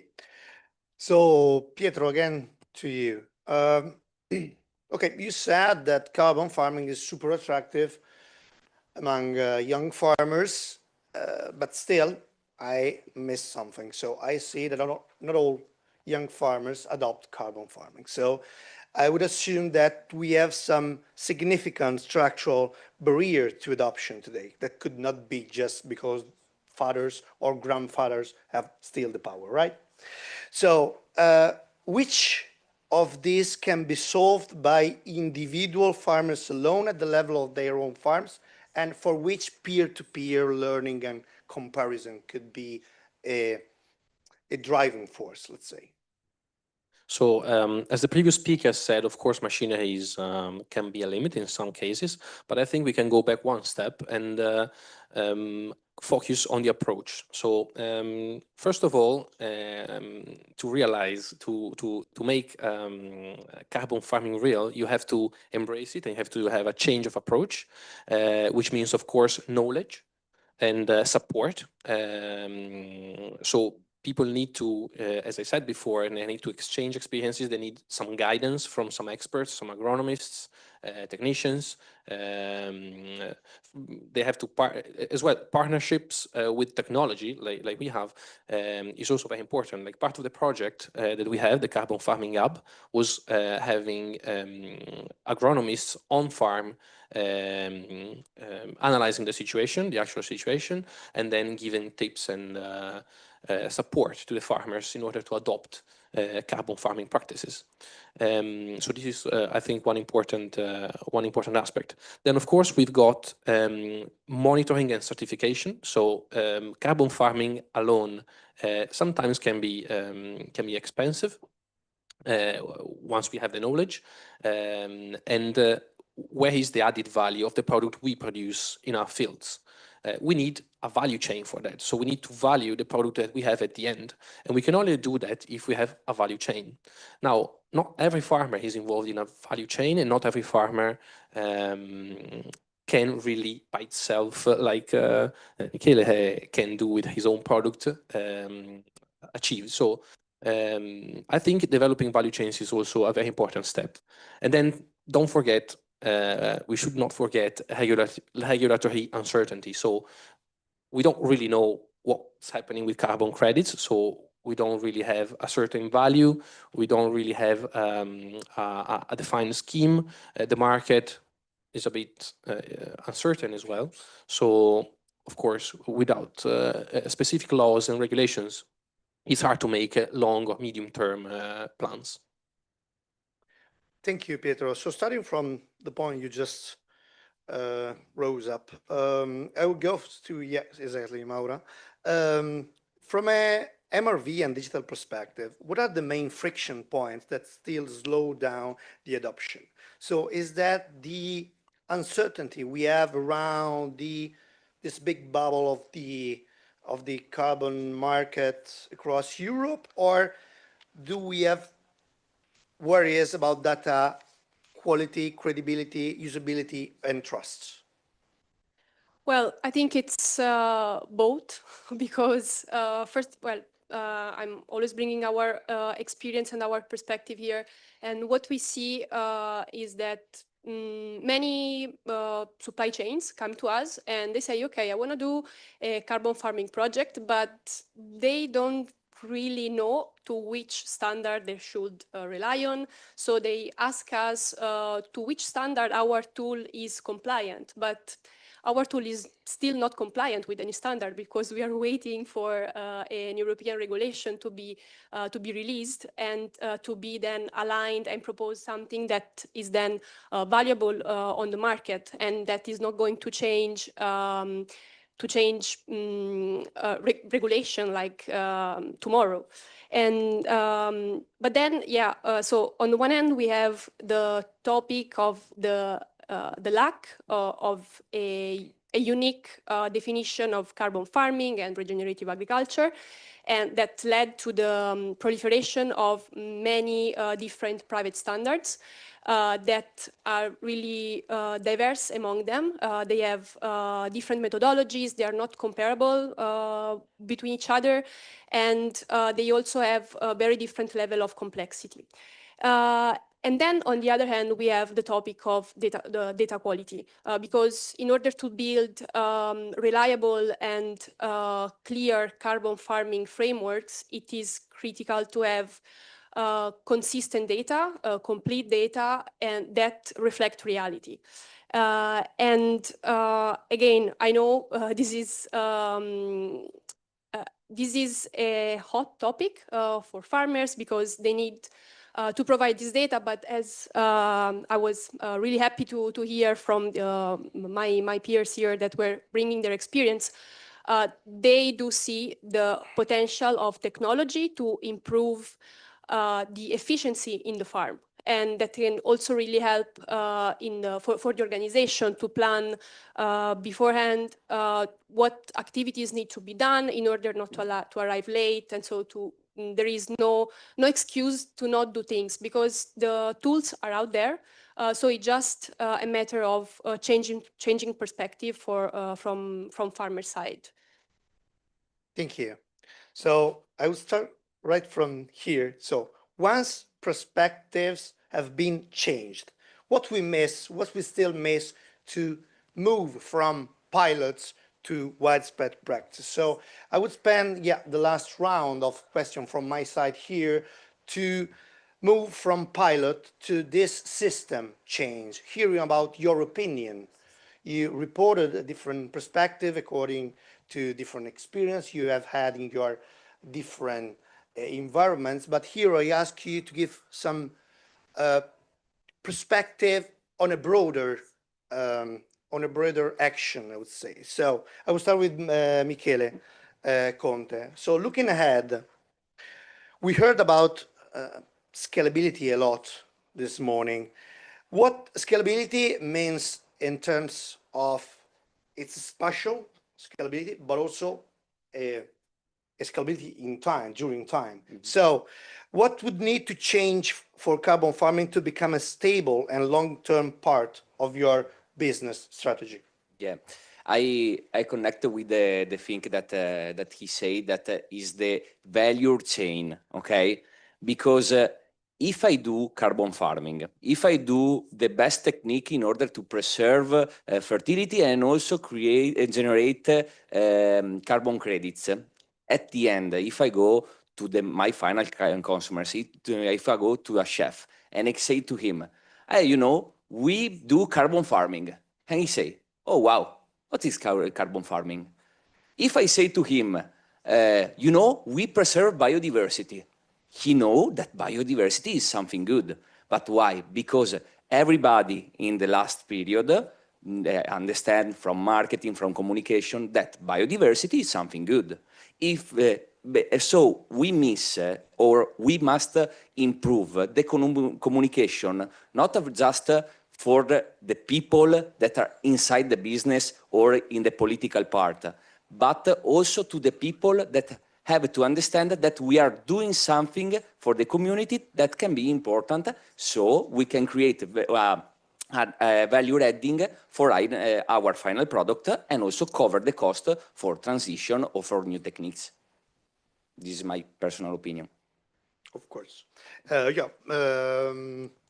You add some value to this. So moving to the policy dynamic and the marketing issues that are very, very important to communicate what you are actually doing, guys, as farmers. Mauro, again to you. After more than 20 years of experience, I'm not saying anything about your age, it's just because you are a pioneer here. Do you think this system can be realistically scaled across European agriculture?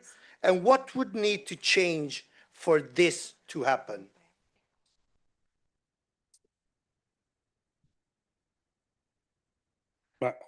Diciamo, io quando ho cominciato a fare no-till l'ho fatto per ragioni molto differenti rispetto a quelle di cui oggi discutiamo qua.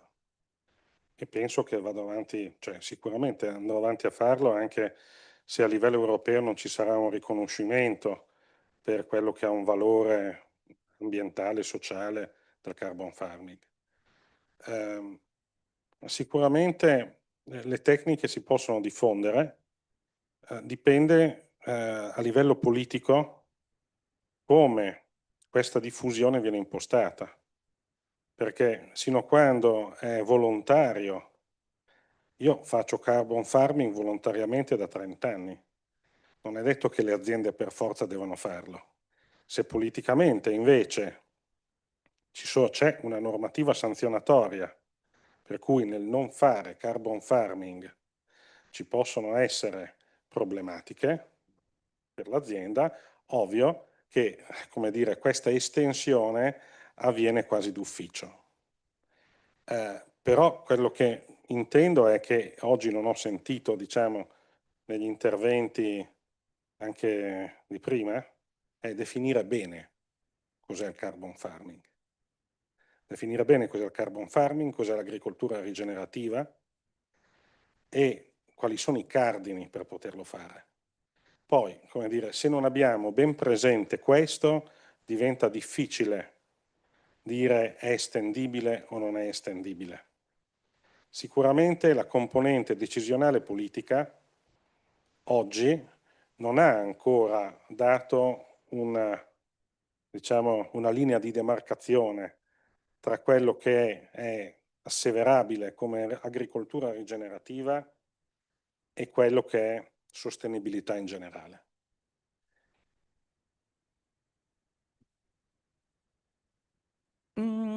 I started applying no-till for different reasons than the ones that have been presented today. And I will keep applying it in the future, even if the European Union were not to recognize its importance. Technologies can be disseminated on the market in the industry, but politicians have to define how to do that. I have been applying carbon farming for 30 years on a voluntary basis. And if it goes on this way on a voluntary basis, it's up to each farmer to decide what to do. Of course, if politicians decide to impose fines to those farmers who do not apply carbon farming, you understand that carbon farming would become a procedure that is applied automatically by everybody. So it is a matter of a political approach. What we need as of now is to have a correct definition as to what carbon farming is and what regenerative farming is.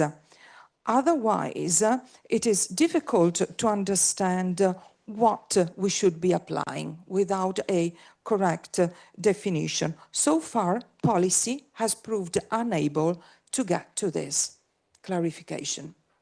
Thank you.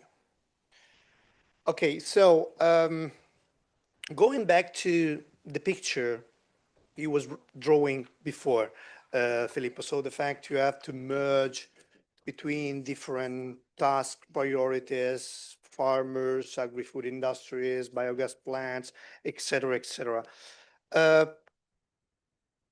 So do you see carbon farming as something that can be realistically scalable with a specific approach, I would say a standard approach, or are there any practical limits in order to go on somehow with what Mauro was saying before? So rules, specific definition of words, basically. Thank you. Parlo sempre dell'azienda per cui lavoro, dove sono cresciuto, nato e ho, posso dire, un po' di esperienza che mi sono, diciamo così, fatto negli anni. Noi il collegamento con le rinnovabili ce l'abbiamo direttamente in azienda. Abbiamo un impianto di biogas che ci può dare del concime che nelle migliori ipotesi potrebbe gestire un'azienda di 200 ettari senza toccare niente di chimico.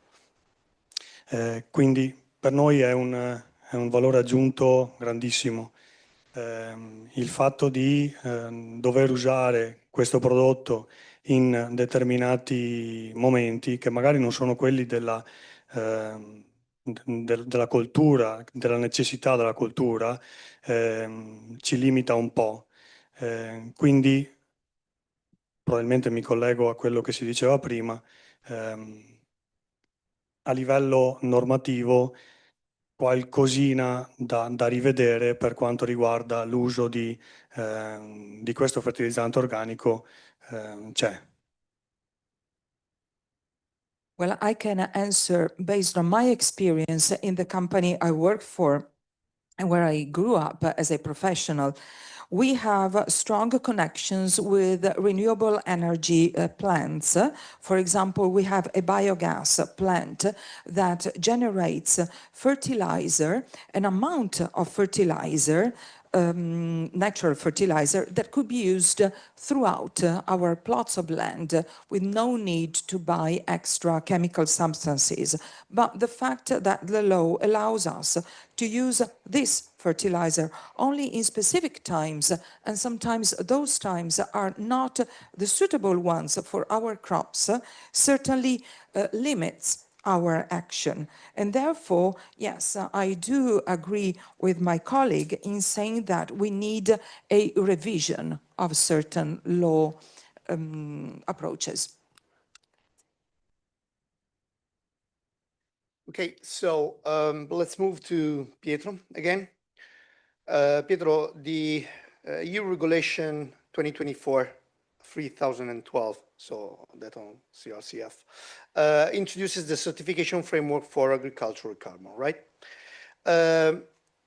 Talking about CRCF regulation, we very often move talking about, supporting mechanisms. Also, Sonia already touched this topic during her presentation.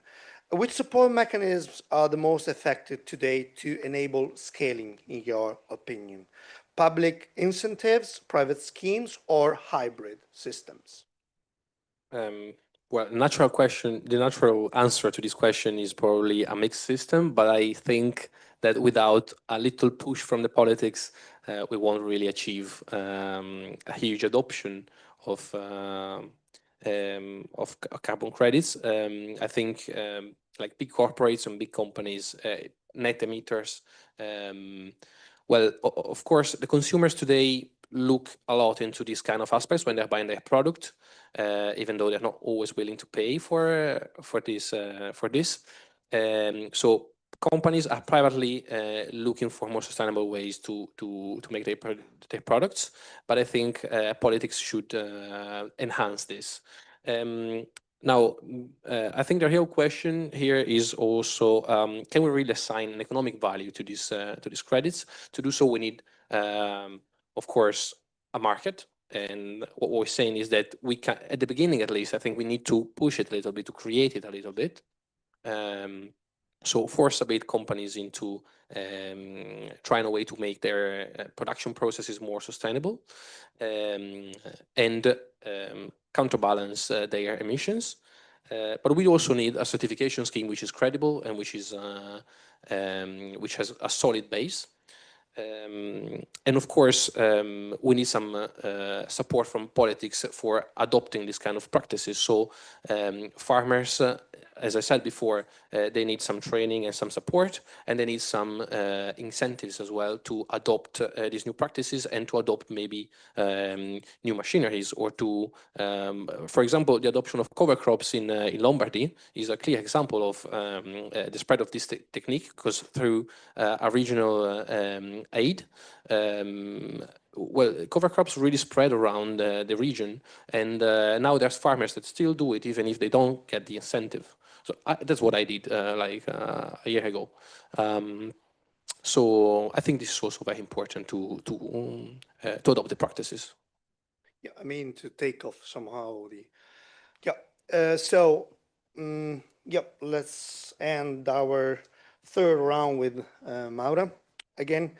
So if from your perspective, so let's talk about, digital solution and MRV. What is still missing at the system level in terms of standards, interoperability, and transparency to make this carbon farming system scalable and credible across Europe? Pietro talked about credibility right before. Yeah, thanks for the question. Well, I will go back to the topic that I already introduced before, and that was also raised by Mauro and the other panelists. So I think what is a blocker right now is the lack of definition clarity, and so this proliferation of private standards. And so what we see out there is a great fragmentation, and this fragmentation of definitions brings to uncertainty, and as a consequence, it also slows down investments.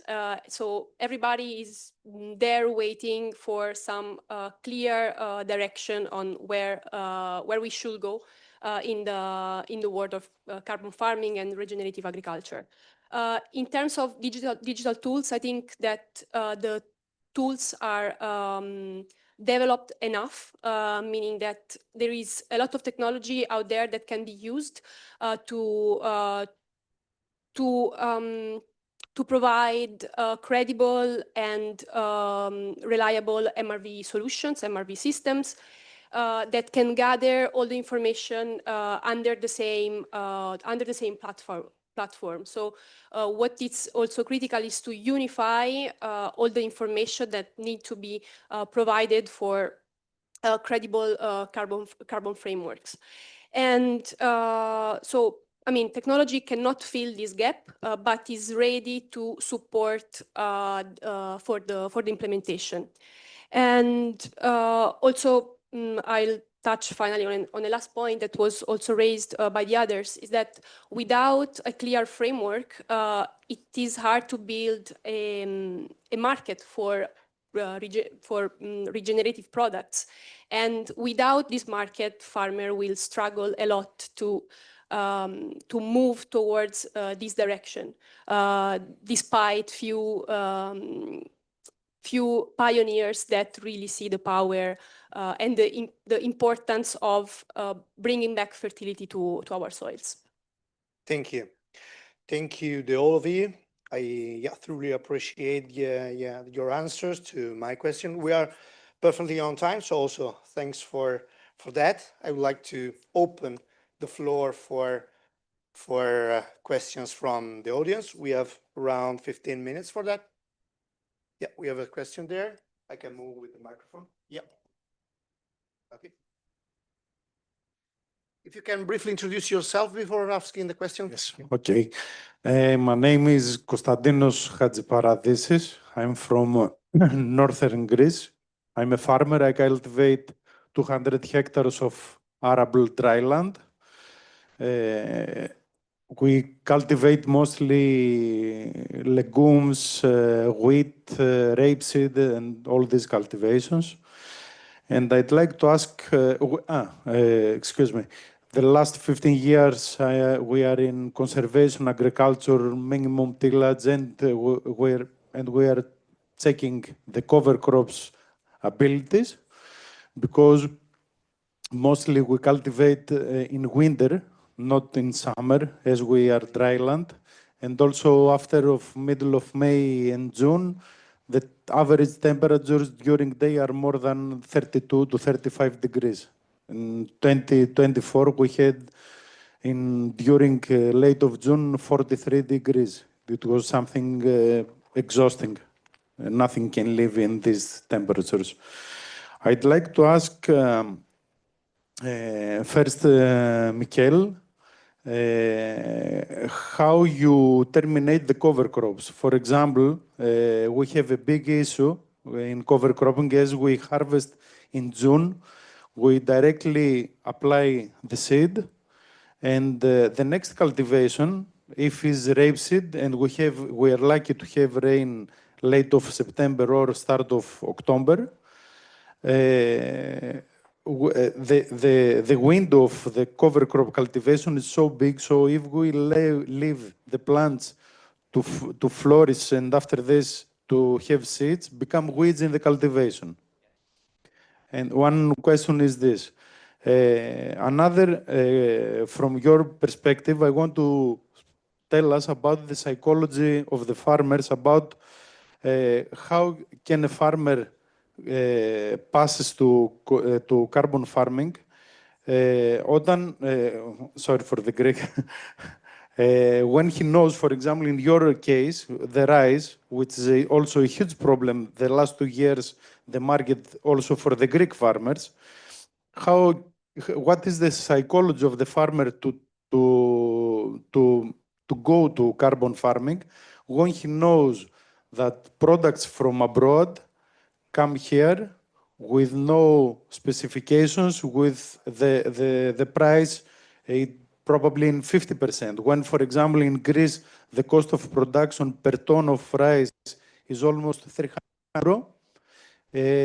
From Myanmar with no taxes, they import 220 euro per ton rice directly to consumption. So what do you think the psychology is when the political system or the political perspective doesn't see how can protect the farmers, because this is in the mind of many farmers. Why to make the transition? Okay. And also I wanted to say to Maura that probably a hybrid framework in MRV is more suitable. I don't know, I want your opinion for this, because every farm and every field is much different. It's we have, as I think it, happening after 2 or 3 years, we are talking about big data that even the farmers don't have time, because it's a way of living, it's not a job. So it will be very difficult to be adjusted for the farmers. Thank you. Well, could we wait 1 sec? The people, yeah, thank you very much.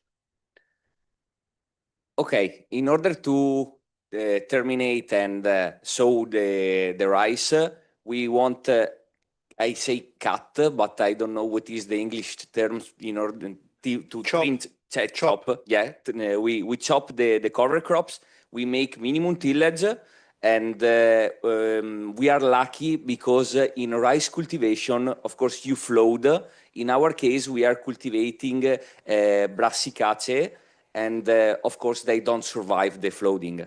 And I want to connect to why cultivate on rice a cover can be interesting, especially with this market that yeah, especially now the price of rice in Italy is in terms of kilos, okay, is 60 cents, okay, but 1 year ago for the same variety, you arrived also to 1.5 euro. So it's in Italy, for example, in 2025, everybody wanted to try to cultivate rice, but one of the reasons why we are pushing on use brassicacee is that we have problem with nematodes. And nematodes are something that we are facing just in the last 3 years, and are decreasing the productivity of our field. So this, of course, the market is unpredictable, and unfortunately, when you produce a commodities, you have to face these kind of issues. But at the same time, as I said, with a long-term vision, I must think about the income for this year, but I must think also about the income in general in our state. We transform our product, so I know, and we just invest a lot of research in order to buy a new transformation implant. And what I think is that I must cultivate rice for the next 30 years, because the implant, of course, in order to be paid, need 30 years. So this is my goal, and the reason why I push so much in the rice production. Thank you. Thank you. Yeah, Maura. Yeah, I'll briefly answer. Well, I completely understand and totally agree with what you mentioned. In this sense, I think that our responsibility, so the responsibility of a tech company, is to simplify as much as possible the way data can be recorded in a digital way. And I'm just gonna give you an example of one of the latest things we've been working on. And it's basically a kind of a WhatsApp chat where you can say to this digital friend, I did this activity in field A today at this time. And then the activity is going to be registered directly on the platform. And I believe this is going to strongly simplify the way farmers can use digital tools to collect information. And if we think about it, I mean, farmers are already required to collect data in paper in different ways. We just have to find a unique way to collect this data, to unify the way, also to find a standard way to collect this information so that it can be all aligned and you don't have to provide the same information multiple times for different purposes, for the government, for the biological certification, for example, and so on. Thank you. Well, perhaps Mauro would like to add something about the cover crops or something, yeah, in your vision. Mauro and Filippo, since we are talking about, yeah, farmer stuff, perhaps they could also contribute for termination of cover crops.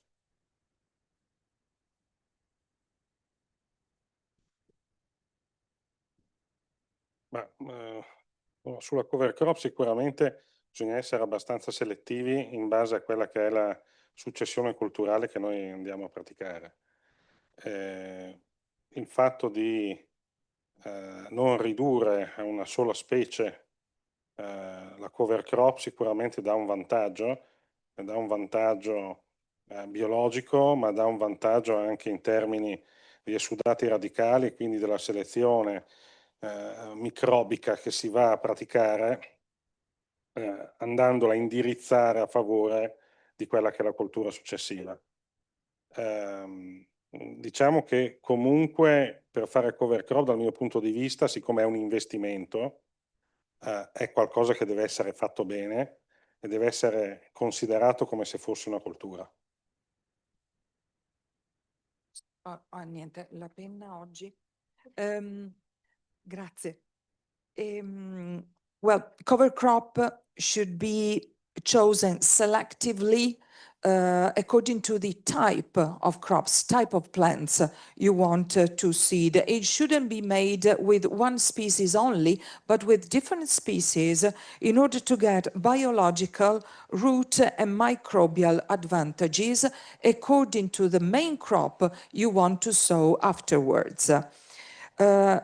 Nevertheless, cover crop should be seen as an investment for the farm. Thank you. We have a question over there. Then one there. Yeah.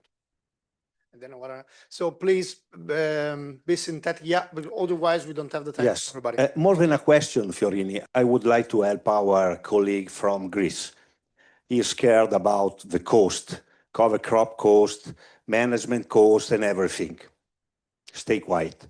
When you are doing no-till, as you should do, no-till system, you reduce cost because you must be 100% no-till using cover crop during the summer and during the winter, and then utilize straw and several rules. But in any case, I can tell you my experience. I'm Italian, but I spent 25 years between Brazil and the United States. And in Brazil, we are really, really developed on cover crop regenerative agriculture. So in Europe and in Italy, we are using a huge amount of cavalry.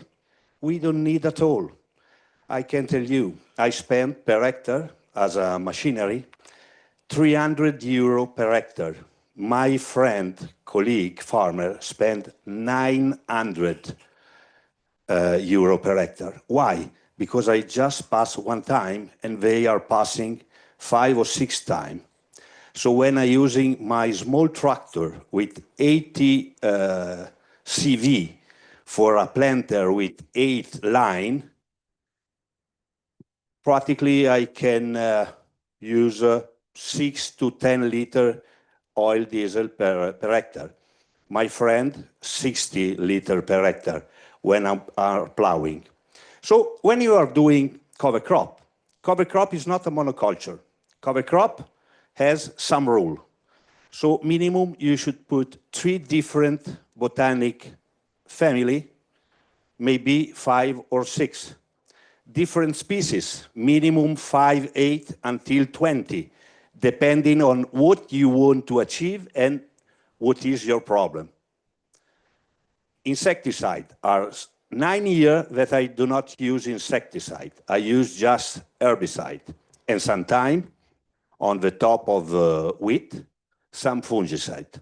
So please, learn a lot, trust in yourself, trust on the technology, go in YouTube from everywhere in Brazil, United States, UK, French, not in Italy, you can learn a lot. So the most important thing, you must be brave at the beginning. Start with just 10% of your farm and you will see what will happen. and use the advice coming from Mauro. He's a great friend. Mauro, Anna, we are working together where we are a little bit depressive and we need some help. What you will do? Look, I have a problem. Houston, I have a problem. What do you think? Okay, we stay together, we solve the problem. So, machine may be in Europe, you don't have a lot, but coming from South America, North America, you can find out, and go ahead.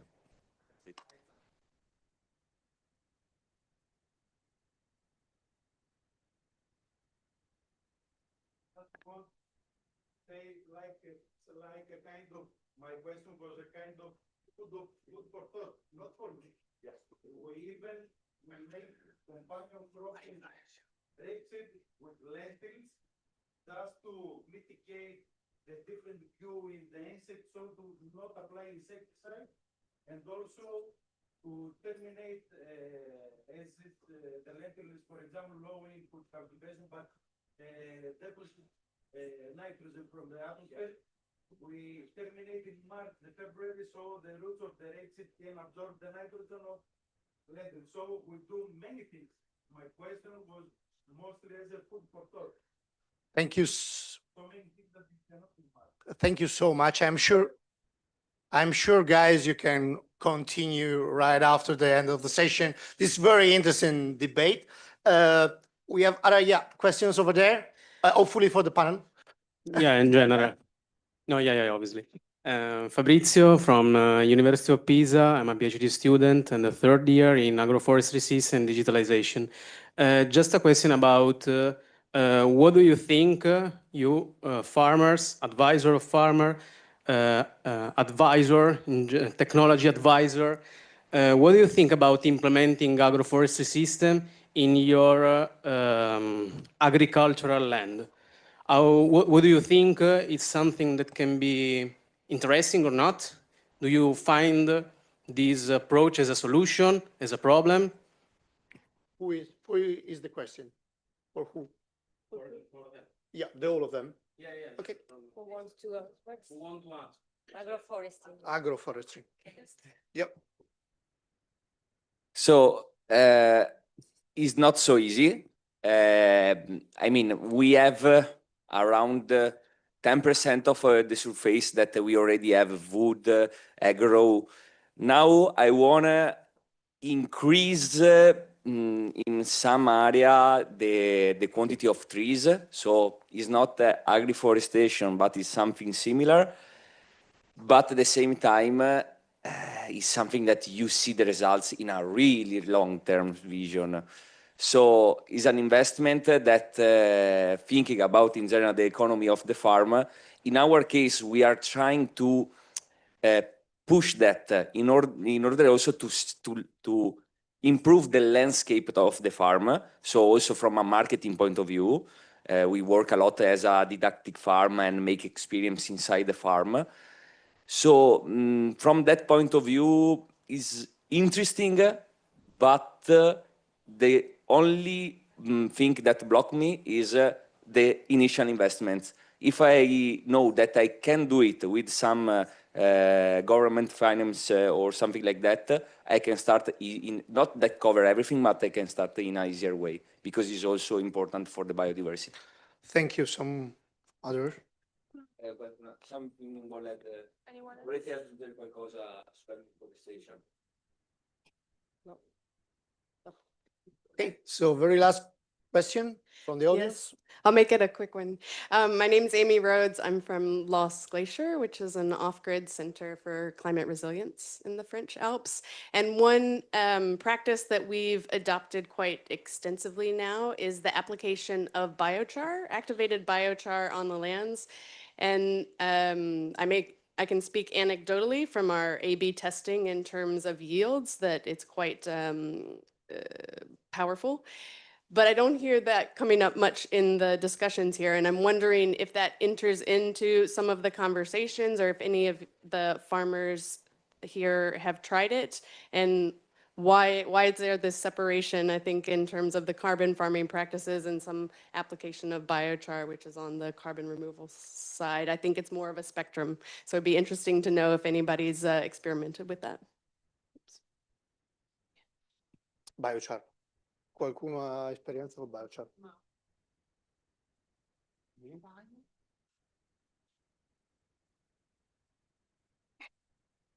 Allora, noi abbiamo fatto delle sperimentazioni con biochar ottenuto da il pericarpo del riso, la lolla di riso e dal grano saraceno, e l'abbiamo localizzato lungo il solco di semina con il digestato e senza digestato.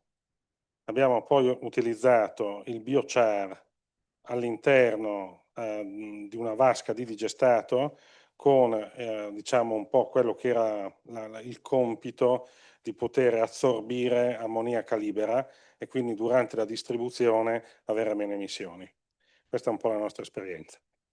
Quello che abbiamo visto è sostanzialmente che su mais la localizzazione di digestato, di biochar con e senza digestato dà comunque un vantaggio a livello di sviluppo della pianta a partire dalle 4 foglie del mais.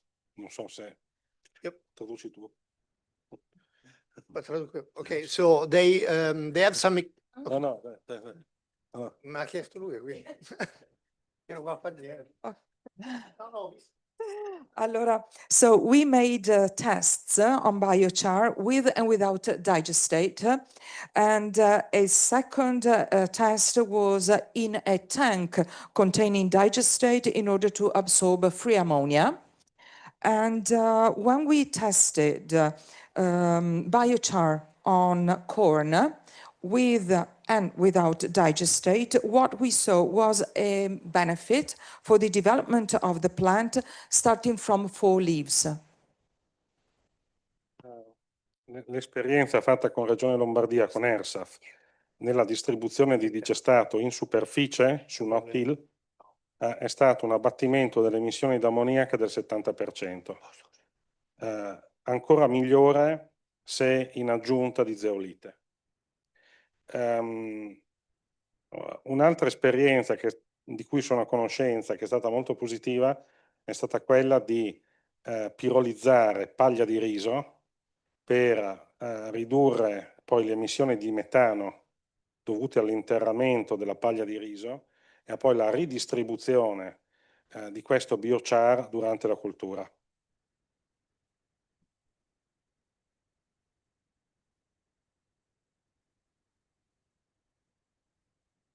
An experience we made in the region of Lombardy in northern Italy on no-till soil led to an abatement of ammonia by 70%.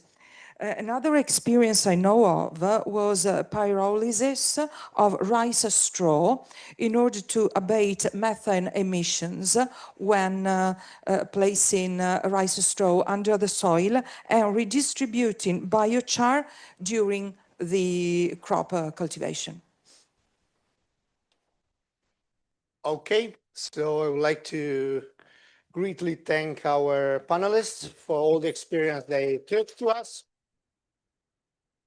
And I would like to leave the floors to Anna, which is the president of Confagricoltura Vicenza. Please stay here, just 1 second. My name is Anna Trettenero. I'm the vice president of Confagricoltura Veneto. I'm talking here on behalf of my president, Giacomo Gallara-Tiscotti. Confagricoltura Veneto is not only a co-host of this event, but it's also a partner to Leaders for Soils. And I would like to thank all of you. I think we had a great discussion. I think there is a room for a lot more talking about these topics among farmers and with the academia and practitioners and share experiences. We need that. Because I can tell you as a passionate no-till farmer that the soil improves a lot and I would never go back. to regular tillage. No-till is not like minimum tillage. I got the most of the benefits with switching to real no-till with cover crops and crop rotations. But there is a lot to learn and a lot to improve. So I would like to thank all of you, and I have a little present, so. Okay. She's helping me. From the farm. Yes, oh, thank you. This is for you, and this comes from the, I can do it. Thank you, but Pietro, Filippo, Mauro. This is for Sonia. She has to travel, so that was easiest to carry. And one for Andrea, of course. And I have another one here. And this is for Florencia. She didn't know, of course. Come here, come out, because she's always been in the back. But she has proven to be the great problem solver, resilient, and very professional woman she is. And I really thank you on behalf of Confagricoltura Veneto. Thank you very much for your help.